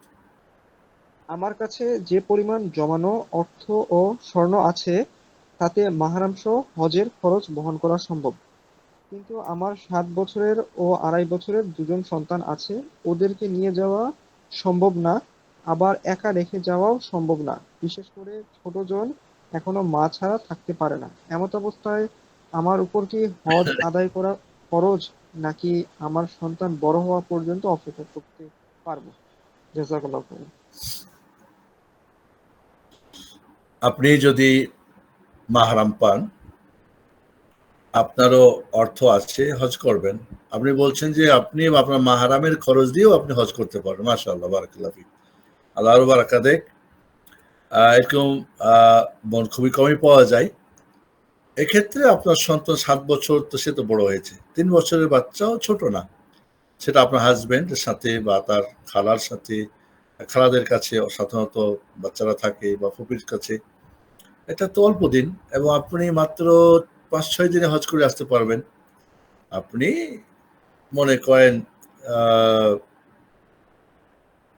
কি বলে 7 তারিখে মক্কায় যাবেন, ওমরা করে হালাল হবেন, 8 তারিখে ইহরাম বেঁধে মিনায় যাবেন। তাহলে 7, 8, 9 তারিখে আপনার আরাফাত, 10 তারিখে মক্কায়, ঠিক আছে, 11 আর 12, 6 দিন। 6 দিনে হজ শেষ, চলে আসবেন ফিরে। এই 6 দিন তো সম্ভব। অনেক সময় দেখা যায়, আচ্ছা ধরলাম যে এরকম অবস্থায় যে একটা মা মারা যায়, সন্তানটা কি করে? থাকতে পারে না? থাকতে পারে। আমার মনে হয় এখানে তার হাজবেন্ডকে সহযোগিতা করা দরকার। তার খালারা থাকলে তাদের, ফুপিরা থাকলে তাদের, পরিবার সহযোগিতা করা দরকার। এবং যেহেতু এটা আল্লাহর ফরজ হয়ে গেছে, এই অজুহাত দেওয়া যাবে না। হ্যাঁ, যদি আপনার মাহারাম শর্ত একেবারে ছোট বেবি হতো, যে আপনার দুধ পান করছে, তার হক নষ্ট হবে, সেটা একটা ব্যবসা বিষয়। 3 বছর যেহেতু হয়ে গেছে, আমার মনে হয় ইচ্ছা থাকলে উপায় হবে, আপনি সিদ্ধান্ত নেবেন হজ করার জন্য। জি, বারাকাল্লাহু ফিক শেখ। রনি ভাইয়ের প্রশ্ন। আসসালামু আলাইকুম শেখ। ওয়ালাইকুম সালাম। শেখ বিনবাজ রহিমাহুল্লাহ সহ আরো অনেকে ছবি তোলা হারাম বলেছেন, তবে বাধ্য হয়ে ছবি তোলা, যেমন আইডি কার্ড ও পাসপোর্টের জন্য জায়েজ বলেন। আমরা যে অপ্রয়োজনে ছবি তুলি ফেসবুকে দেওয়া কিংবা স্মৃতি হিসেবে তোলার জন্য, এগুলো কি জায়েজ? আর এইরকম ছবি তোলা কি সন্দিহান তালিকায় পড়বে? যেমনটা রাসূল সাল্লাল্লাহু আলাইহি সাল্লাম সন্দিহান থেকে বেঁচে থাকতে বলেছেন। আবার ছবির সাথে কি ভিডিও একই ফতোয়া হবে? জাযাকাল্লাহু খাইরান। দুইটা মত। একটা মত হলো যে না, জরুরি ছাড়া কোনো ছবি তোলা যাবে না, যেটা শেখ বিন বাজ রাহিমাহুল্লাহ বা কিছু ওলামাদের মত রয়েছে। জরুরি বলতে যেটা আপনি বলেছেন যে পাসপোর্ট বা এনআইডি বা হয়তো সার্টিফিকেট বা চাকরি ইত্যাদি, হজ উমরা আমরা করছি, তো সেক্ষেত্রে তো না ছাড়া ছবি ছাড়া হবে না, এগুলি ছাড়া ছবি ওঠা যাবে না। এছাড়া যদি দাওয়াতি কাজের জন্যে ভিডিও বানানো হয়, যেগুলো বন্ধ করলে শেষ, এখন দেখতেছে বন্ধ করলাম শেষ হয়ে গেল, এটা ঝুলিয়ে রাখা হচ্ছে না, এরকম কোনো অ্যালবামে রাখা হচ্ছে না, এগুলো দাওয়াতি কাজে কারণে জায়েজ, এটাও প্রয়োজন রয়েছে। এছাড়া প্রয়োজন নাই, জায়েজ নেই। আরেকটা মত হলো যে যে সমস্ত যে আসাদুন্নাসি আযাবান ইয়াউমাল কিয়ামাল মুসাউবিরুন, কিয়ামতের দিন যারা ছবি আঁকে তারাই সবচেয়ে কঠিন আযাব হবে, যে হাদিস, এটা যারা হাত দিয়ে আঁকে বা যারা একটা হলো মূর্তি বানানো, ভাস্কর্য বানানো, এটা সম্পূর্ণ নিষেধ সর্ব অবস্থায়। আরেকটা হলো যেটা আপনি হাত দিয়ে আর্ট করবেন অপ্রয়োজনে, সেটাও নিষিদ্ধ। বাকি অটোমেটিক যেটা এখন আমাদের ক্যামেরা করতেছে, এটার অন্তর্ভুক্ত কি না, কেউ কেউ বলছে যে না, এটা অন্তর্ভুক্ত না। তবে অপ্রয়োজনে যেটা করবেন, আপনি হজ করতে গেছেন, 3টা মোবাইলের মেমোরি ফুল, এরপরে হার্ড ডিস্ক কি বলে কত গিগা যেন ফুল করে তারপরে ফিরছেন, কি দরকার এগুলোর? অপ্রয়োজনে সময় নষ্ট, পয়সা নষ্ট, তাহলে সেটা হিসেব কে দিবে? এই জন্যে একটা প্রয়োজন যেটুক সেটুকুই দেওয়া। অনেকে দেখা যাচ্ছে এখন উমরা করতেছেন, এখন অমুক করতেছেন, এখন উনি কাবা ঘরে আছেন, এগুলি তো অনেক সময় রিয়া হয়। বিশেষ করে হজ উমরাতে দেখি অনেকেই রিয়া বা লোক দেখানোর বা লোক শোনানো বা দুনিয়ার স্বার্থের জন্য হয়তো বারবার ছবি দিচ্ছে। এটা থেকে আমাদের বিরত থাকা দরকার, যদি এবাদতটাই নষ্ট হয়ে যাওয়ার আশঙ্কা রয়েছে। এই জন্যে সঠিক ইনশাআল্লাহ বিশেষ প্রয়োজন ছাড়া ছবি উঠাবে না বা উঠাতে দেবে না। এটাই আমাদের জন্যে, আমাদের ইমান ও আকীদা, আমাদের আমলের জন্য ভালো হবে। অপ্রয়োজনে ছবি উঠাতেই আছে। মাঝে মাঝে দেখি যে একটা অনুষ্ঠানের ছবি 40টা 50টা 60টা করে দিয়ে রেখেছে ফেসবুকে। তো একটা হয়তো হতে পারে প্রচারের জন্যে, হয়তো দাওয়াতের জন্যে। তাহলে এই যে অপ্রয়োজনীয়, অনেক বুঝাই যায় যেটা অপ্রয়োজন। আসলে একদল বিষয়টাকে অনেক কঠিন করে নিয়েছে, হয়তো একদল খুবই সহজ করে নিয়েছে, দুইটা ঠিক না। মধ্যখানে যেটা শেখ বিন বাজ রাহিমাহুল্লাহ বলেছেন বা যে ওলামারা বলেছেন, শর্ত সাপেক্ষ এবং বিশেষ প্রয়োজনে জায়েজ, তাছাড়া না, এটা মেনে চলা উচিত। জি, বারাকাল্লাহু ফিক শেখ। হয়ে যাক। পরবর্তী প্রশ্ন। আসসালামু আলাইকুম ওয়ালাইকুম স্যার। আসসালাম। ইবনে উসাইমিন রহমাহুল্লাহ রেফারেন্স দিয়ে ইবনে উসাইমিন রহমাহুল্লাহ রেফারেন্স দিয়ে বলা হচ্ছে যে তিনি বলেছেন সলাতে সালাম ফেরানোর পর শুধু জিকির আজকার করতে হবে, হাত তুলে বা না তুলে কোনোভাবেই দোয়া করা যাবে না, দোয়া শুধু সলাতের ভিতরে। এটা কি সহিহ? জাযাকাল্লাহু খাইরান। শেখ ইবনে উসাইমিন রাহিমাহুল্লাহ এইভাবে হুবহু বলেছেন কি না আমার এই মুহূর্তে মনে পড়ছে না, কোথায় বলেছেন কিভাবে দেখতে হবে। তবে সুন্নত কি, সালাম ফিরানোর পরে রাসূল সাল্লাল্লাহু আলাইহি ওয়াসাল্লাম তো জিকির আজকার করেছেন, ইস্তেগফার করেছেন, আর অন্য দোয়া পড়েছেন, সূরা ইখলাস, নাস, ফালাক পড়েছেন, আয়াতুল কুরসি পড়েছেন, সেগুলোই পড়া সুন্নত। সেটাই সুন্নত। সুন্নত না করে, আমার মনে হয় সুন্নত যারা করে, এটা করতে তো অনেক সময় লেগে যায়, যদি এটাকে ধীরস্থির ভাবে করে। সকাল সন্ধ্যায় তো আরো বেশি আপনার আরো দোয়া রয়েছে, বা ফজর নামাজে বা আসরের পরে সন্ধ্যাটাও যদি আমরা করি, যোগ করি, তাহলে আরো দোয়া বেড়ে যায়। তাহলে সময়টা কোথায়? কাজে আমাদের দেশে যে একটা সিস্টেম, আলহামদুলিল্লাহ বেরহমাতিকা আরহামুর রাহিম শুরু করে, নিঃসন্দেহে এগুলি বিদআত, বা যারা আরো করছে বিদআত।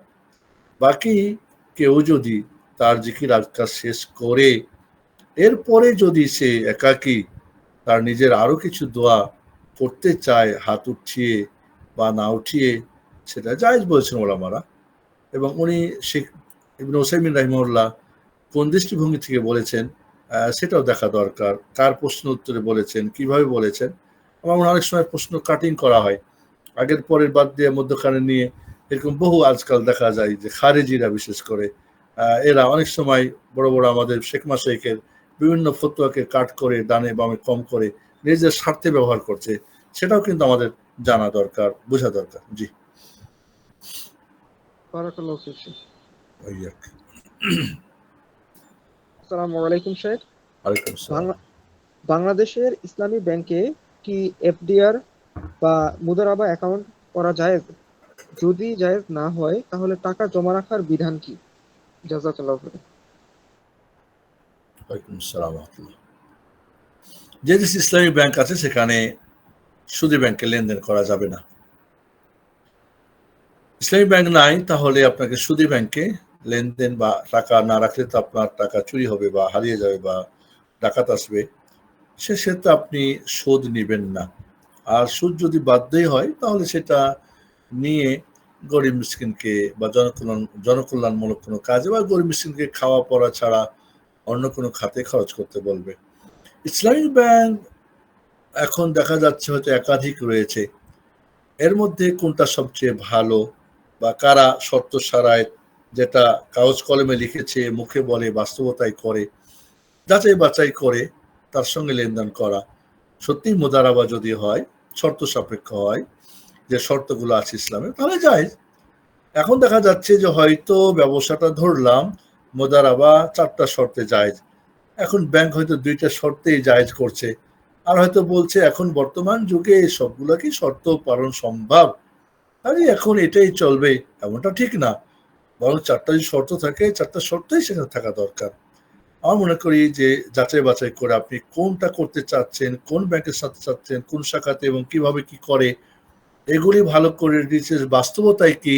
অনেক সময় কাগজ কলমের মুখে একটা, ভাউচারে এবং শরিয়া বোর্ডের টেবিলে একটা, হয়তো বাস্তবতায় আর একটা। সেগুলি জেনে বুঝে, যেহেতু হারামের আশঙ্কা থাকতে পারে, তারপরে ভালো কোনো একজন বিজ্ঞ আলেমের সঙ্গে আলোচনা করে আপনি সিদ্ধান্ত নেবেন। ধন্যবাদ। বারাকাল্লাহু ফিক। ওই আর কি। শেখ, আরো একটা কোশ্চেন আছে, সেটা হচ্ছে ক্রেডিট কার্ডের বিল যদি কোনো বাড়তি টাকা ছাড়া দেওয়া হয় তবুও কি সেটা সুদের লেনদেন হিসেবে গণ্য হবে? জাযাকাল্লাহু খাইরান। বাড়তি যদি না হয় তাহলে আর সুদ কেন হবে? যদি বাড়তি না হয় তাহলে তো সুদ হচ্ছে না। জাস্ট এটা আমার একটা আধুনিক কি বলে সার্ভিস, যেটা দিয়ে আমি উপকৃত হব। যখন তখন আমাকে ব্যাংকে দৌড়াতে হবে না, আমি কার্ড দিয়ে কেনা বেচা করতে, কিনতে পারি, পরিশোধ করতে পারি বিভিন্ন বিল। তাহলে সমস্যা নেই ইনশাল্লাহ। আর সেটা যদি সার্ভিস চার্জ হয়, আমি হয়তো ক্রেডিট কার্ড নিয়েছি আর সেক্ষেত্রে সেটা সার্ভিস চার্জ হয়তো ওরা কাটতেছে, সেটা তো জায়েজ আছে। বাকি অতিরিক্ত যদি দিতে হয় সেটা সুদে যাবে। জি, বারাকাল্লাহু ফিক। ওই আর কি। এক বোনের প্রশ্ন। আসসালামু আলাইকুম ওয়া রাহমাতুল্লাহ। ওয়ালাইকুম আসসালাম ওয়া রাহমাতুল্লাহি ওয়া বারাকাতুহু। সম্মানিত শেখ, পাত্রী দেখার ক্ষেত্রে মেয়ে কি বোরকা পরেই যেতে হবে, শুধু হাতের কবজি ও মুখ খুলে? জাযাকাল্লাহু খাইরান। পাত্রী দেখার ক্ষেত্রে যেটা আমরা বলি শালীন পোশাক পরে যাবে। একজন মাহারাম পুরুষের সামনে যেভাবে একজন মেয়ে বের হতে পারে, ঠিক ওইভাবে বের হতে পারবে। সেটা মুখ খুলে, হাত খুলে, বা হয়তো মাথার কিছু অংশ, পায়ের কিছু অংশ, পায়ে মোজা পড়লো না, হাতে মোজা পড়লো না। স্বাভাবিকভাবে একটা মাহারাম পুরুষের সামনে, এটা বাবা এবং ভাইয়ের সামনে, যে শালীন পোশাক বলছি, কারণ অশালীন পোশাক অনেক পরে, বের হতে পারে, একটু বের হবে যাতে করে তাকে দেখে তার পছন্দ বা না পছন্দের ব্যাপারটা বিবেচনা করতে পারে। জি, বারাকাল্লাহু বোরকাই ফিক। পড়তে হবে এমন জরুরি না।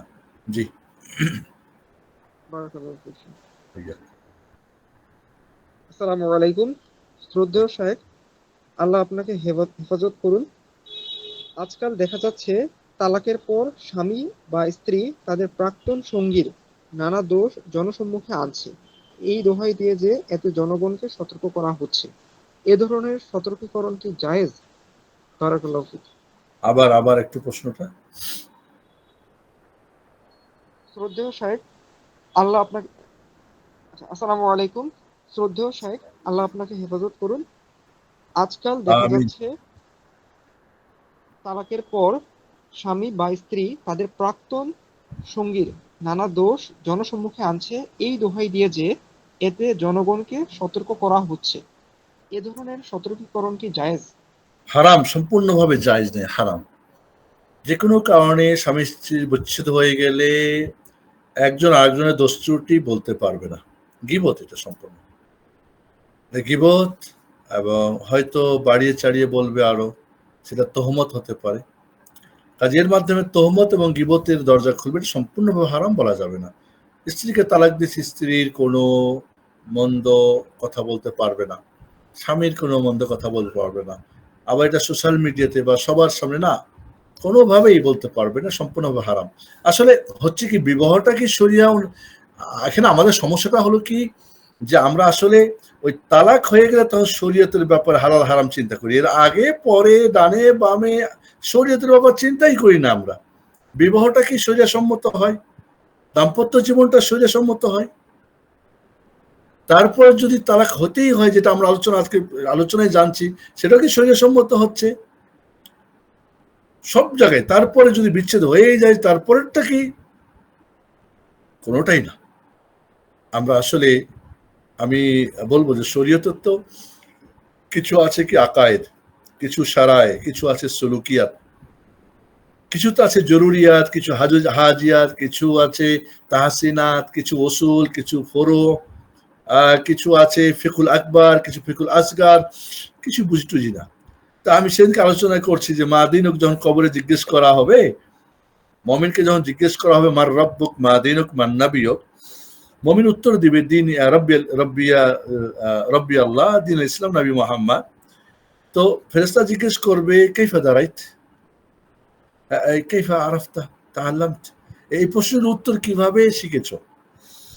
তখন মমিন কি বলবে শোনেন, তালাওয়াতু কিতাব আল্লাহ, আল্লাহর কিতাব পড়েছি। কিতাব তালা মানে তেলাওয়াত বলা হয় বুঝে পড়া, আর কোরআন বুঝতে হলে সুন্নাহ অবশ্যই আসতে হবে। সুন্নাহ ছাড়া কিতাবুল্লাহ বুঝা অসম্ভব। যারা কোরআনিক দল হচ্ছে, হাদিস মানে না, তারা কোরআন কখনোই বুঝবে না, বুঝলে ভ্রান্ত হবে, ফাসিক হবে, কাফের হবে, মুশরিক হবে, আরো কিছু হতে পারে। অবস্থা বুঝে তার হুকুম হবে।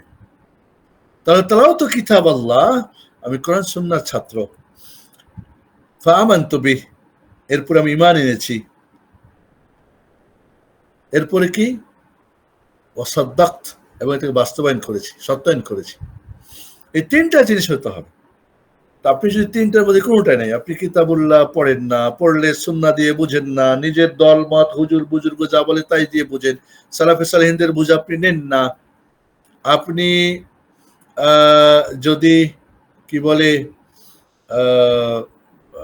আমল করেন না, ঈমান আনেন না, বাস্তব আমল করেন না, তো আপনার মুখে কবরে আসবে নাকি যে রব্বি আল্লাহ, দিন নবী মোহাম্মদ? কখনই আসবে না, অসম্ভব।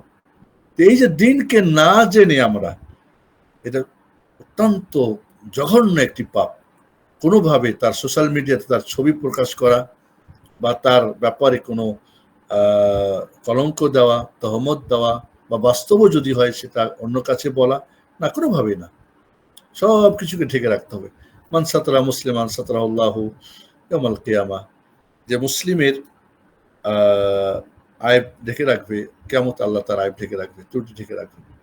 কাজে এটা কোনোভাবে যায় না, সম্পূর্ণ হারাম। এটা আমাদের চলছে এখন কঠিনভাবে, এবং স্ত্রীর পক্ষ থেকে, স্বামীর পক্ষ থেকেও, এবং পরিবারের পক্ষ থেকে এটা বাজে একটা অবস্থা। জি,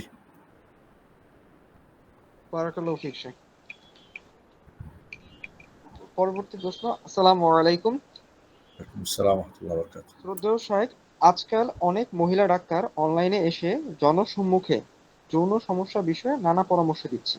এদের অধিকাংশই মুখ খোলা এবং এসব যৌন সমস্যার বর্ণনাও প্রচণ্ড অশ্লীল। অনেক ক্ষেত্রে দর্শক এই ডাক্তার নারীর স্বামীর কাছে জানতে চান যে এমন স্ত্রী কোথায় পাওয়া যাবে। নারীর এমন ডাক্তারি প্র্যাকটিস কি জায়েজ? জাযাকাল্লাহু খাইরান। সম্পূর্ণ হারাম। হিজাব ছাড়া এবং এই কথাবার্তা ফিতনা হতে পারে। হ্যাঁ, যদি কেউ এককভাবে তার কাছে যায়, তাকে হয়তো প্রাইভেটে বলতে পারে সমস্যার সমাধান, হাজব্যান্ড ওয়াইফের বা তার স্ত্রী বা স্বামী। এইভাবে সোশ্যাল মিডিয়াতে ভিডিও করে এবং তিনিও অনেক সেজেগুজে ফিতনা হয়ে জায়েজ না, হারাম এগুলি, এগুলি হারাম এবং এগুলি দেখাও হারাম। জি।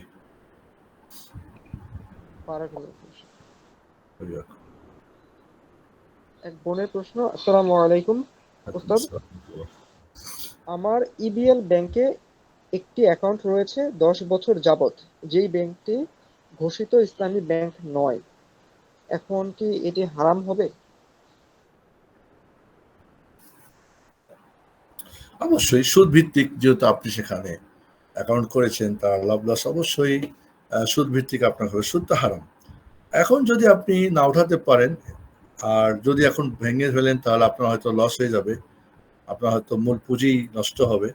সেক্ষেত্রে আপনি চালিয়ে যান, তবে আপনি হিসাব করে দেখবেন যেটা সুদ আসবে সেটা আপনি থেকে নিজেকে মুক্ত হওয়ার জন্য জনকল্যাণমূলক কোনো কাজে অথবা গরিব মিসকিনকে খাওয়া পড়া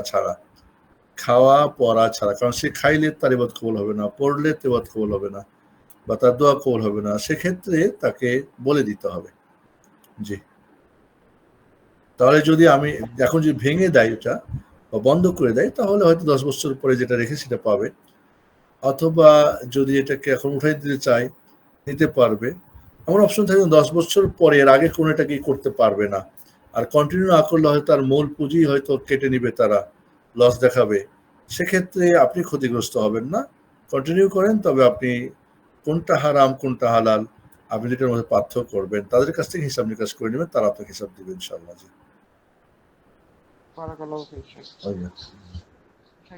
সকল প্রশ্নের আলহামদুলিল্লাহ উত্তর দেওয়া হয়েছে, আর কোনো প্রশ্ন নেই। ওকে, আমি আজকে একটু চাচ্ছিলাম, কালকে আমার কি আছে, বিদ্যুৎ প্রশিক্ষণ, ওই কি বলে ওটাকে, এই একটা অফিসে আমার একটা 2-3 ঘন্টার একটা কোর্স আছে। তো খায়ের ইনশাআল্লাহ, আল্লাহ রাব্বুল আলামিন, আবারও দোয়া করি রব্বুল আলামিন আমাদের সকলকে ফিকহুত তালাক বিষয়ে আমাদের সঠিকটা জানার এবং সে অনুযায়ী আমাদের চলার এবং অন্যকে জানানোর, চলার যেন আমরা এই দায়িত্বটা পালন করি। আসলে এতগুলো বিষয় তালাকের সঙ্গে জড়িত, আমরা হয়তো এর 100-র মধ্যে 5ও জানি না, কিন্তু স্বামী হয়ে বসে আছে আর বউ বই আছে, ও তালাক দেওয়া দিয়ে চলতেছে, আর মুফতি সাহেবও হয়তো ফতোয়া দিচ্ছেন। সব মিলে বলবো যে বিষয়টা অত্যন্ত ইসলাম মানে ইনসাফের সাথে, ইসলামের প্রতিটি বিষয় ইনসাফ রয়েছে, বাস্তবতা রয়েছে, এবং এখানে বিবেক এবং কি বল রুচি এবং ইনসাফ, যেটা বললাম ইনসাফ, 1 নম্বরে ইনসাফ, কি যেন একটা কথা, ইনসাফ রয়েছে, বাস্তবতা রয়েছে, এবং এখানে মানুষের যে প্রিয়জনের সাথে, মানুষের জীবনের সাথে সম্পৃক্ত, এইভাবে বিষয়গুলিকে আমলে নিয়েছেন রব্বুল আলামিন। কাজে এটা আহকামুল হাকিমিন রব্বুল আলামিনের পক্ষ থেকে করে দেওয়া, খেলতামাশা করা বা তুচ্ছ তাচ্ছিল্য করা বা ঠাট্টা বিদ্রুপ করা বা একে নিয়ে তালাকে নিয়ে অমুসলিমদের, কাফেরদের, নাস্তিকদের নাক গলানো, আর ওদের কথাবার্তা আমরা কান দিব বা ওদের স্লোগানে আমরা নাচবো, এটা কোনো মুমিনের, মুসলিমের কাজ হবে না, এটা আহাম্মকদের কাজ হবে। আমি নিজেরটাই জানি না, অন্যেরটা নিয়ে আমি ব্যস্ত হয়ে গেছি, এটা আমাদের মোটেই ঠিক না। রব্বুল আলামিন আমাদেরকে দিনের সঠিক বুঝ, সঠিক আমল, সঠিক দাওয়াত তাবলীগ করার তৌফিক দান করুন, আমিন। যারা আজকে এই মুহূর্তে আছেন আর যারা এই আলোচনাগুলি শুনবেন, সকলকে আমরা ধন্যবাদ জানাচ্ছি। রব্বুল আলামিন আমাদেরকে আমাদেরকে বলবো প্রত্যেকটা দাম্পত্য জীবনের সুখ, শান্তি, ভালোবাসা এবং বাস্তবতার সাথে যেন হয়। আজ বেশিরভাগ দাম্পত্য জীবনে একেবারে কলহ বিবাদে, একেবারে ভাঙচুর ভঙ্গুর এক অবস্থা। তো আমাদের দেশ যেমন হাসিনা সরকার করে দিয়ে গেছে, আমরাও শয়তান কিন্তু দাম্পত্য জীবনে এরকম ভঙ্গুর করে গেছে। শয়তানের কাছে প্রিয়কে তার শিষ্যদের মধ্যে, যে হাজব্যান্ড ওয়াইফের মধ্যে সম্পর্ক ছিন্ন করতে পারে, তাকে বলে, তাকে বুকে জড়িয়ে তাকে বড় পুরস্কার দেয়। তো শয়তান যেন আর পুরস্কার নিতে না পারে, সেই কাজটা আমাদের করতে হবে। ধন্যবাদ সবাইকে। আসসালামু আলাইকুম ওয়া রাহমাতুল্লাহি ওয়া বারাকাতুহু। সুবহানাকাল্লাহুম্মা ওয়া বিহামদিকা আশহাদু আল্লা ইলাহা ইল্লাল্লাহ আস্তাগফিরুকা ওয়া আতুবু ইলাইক।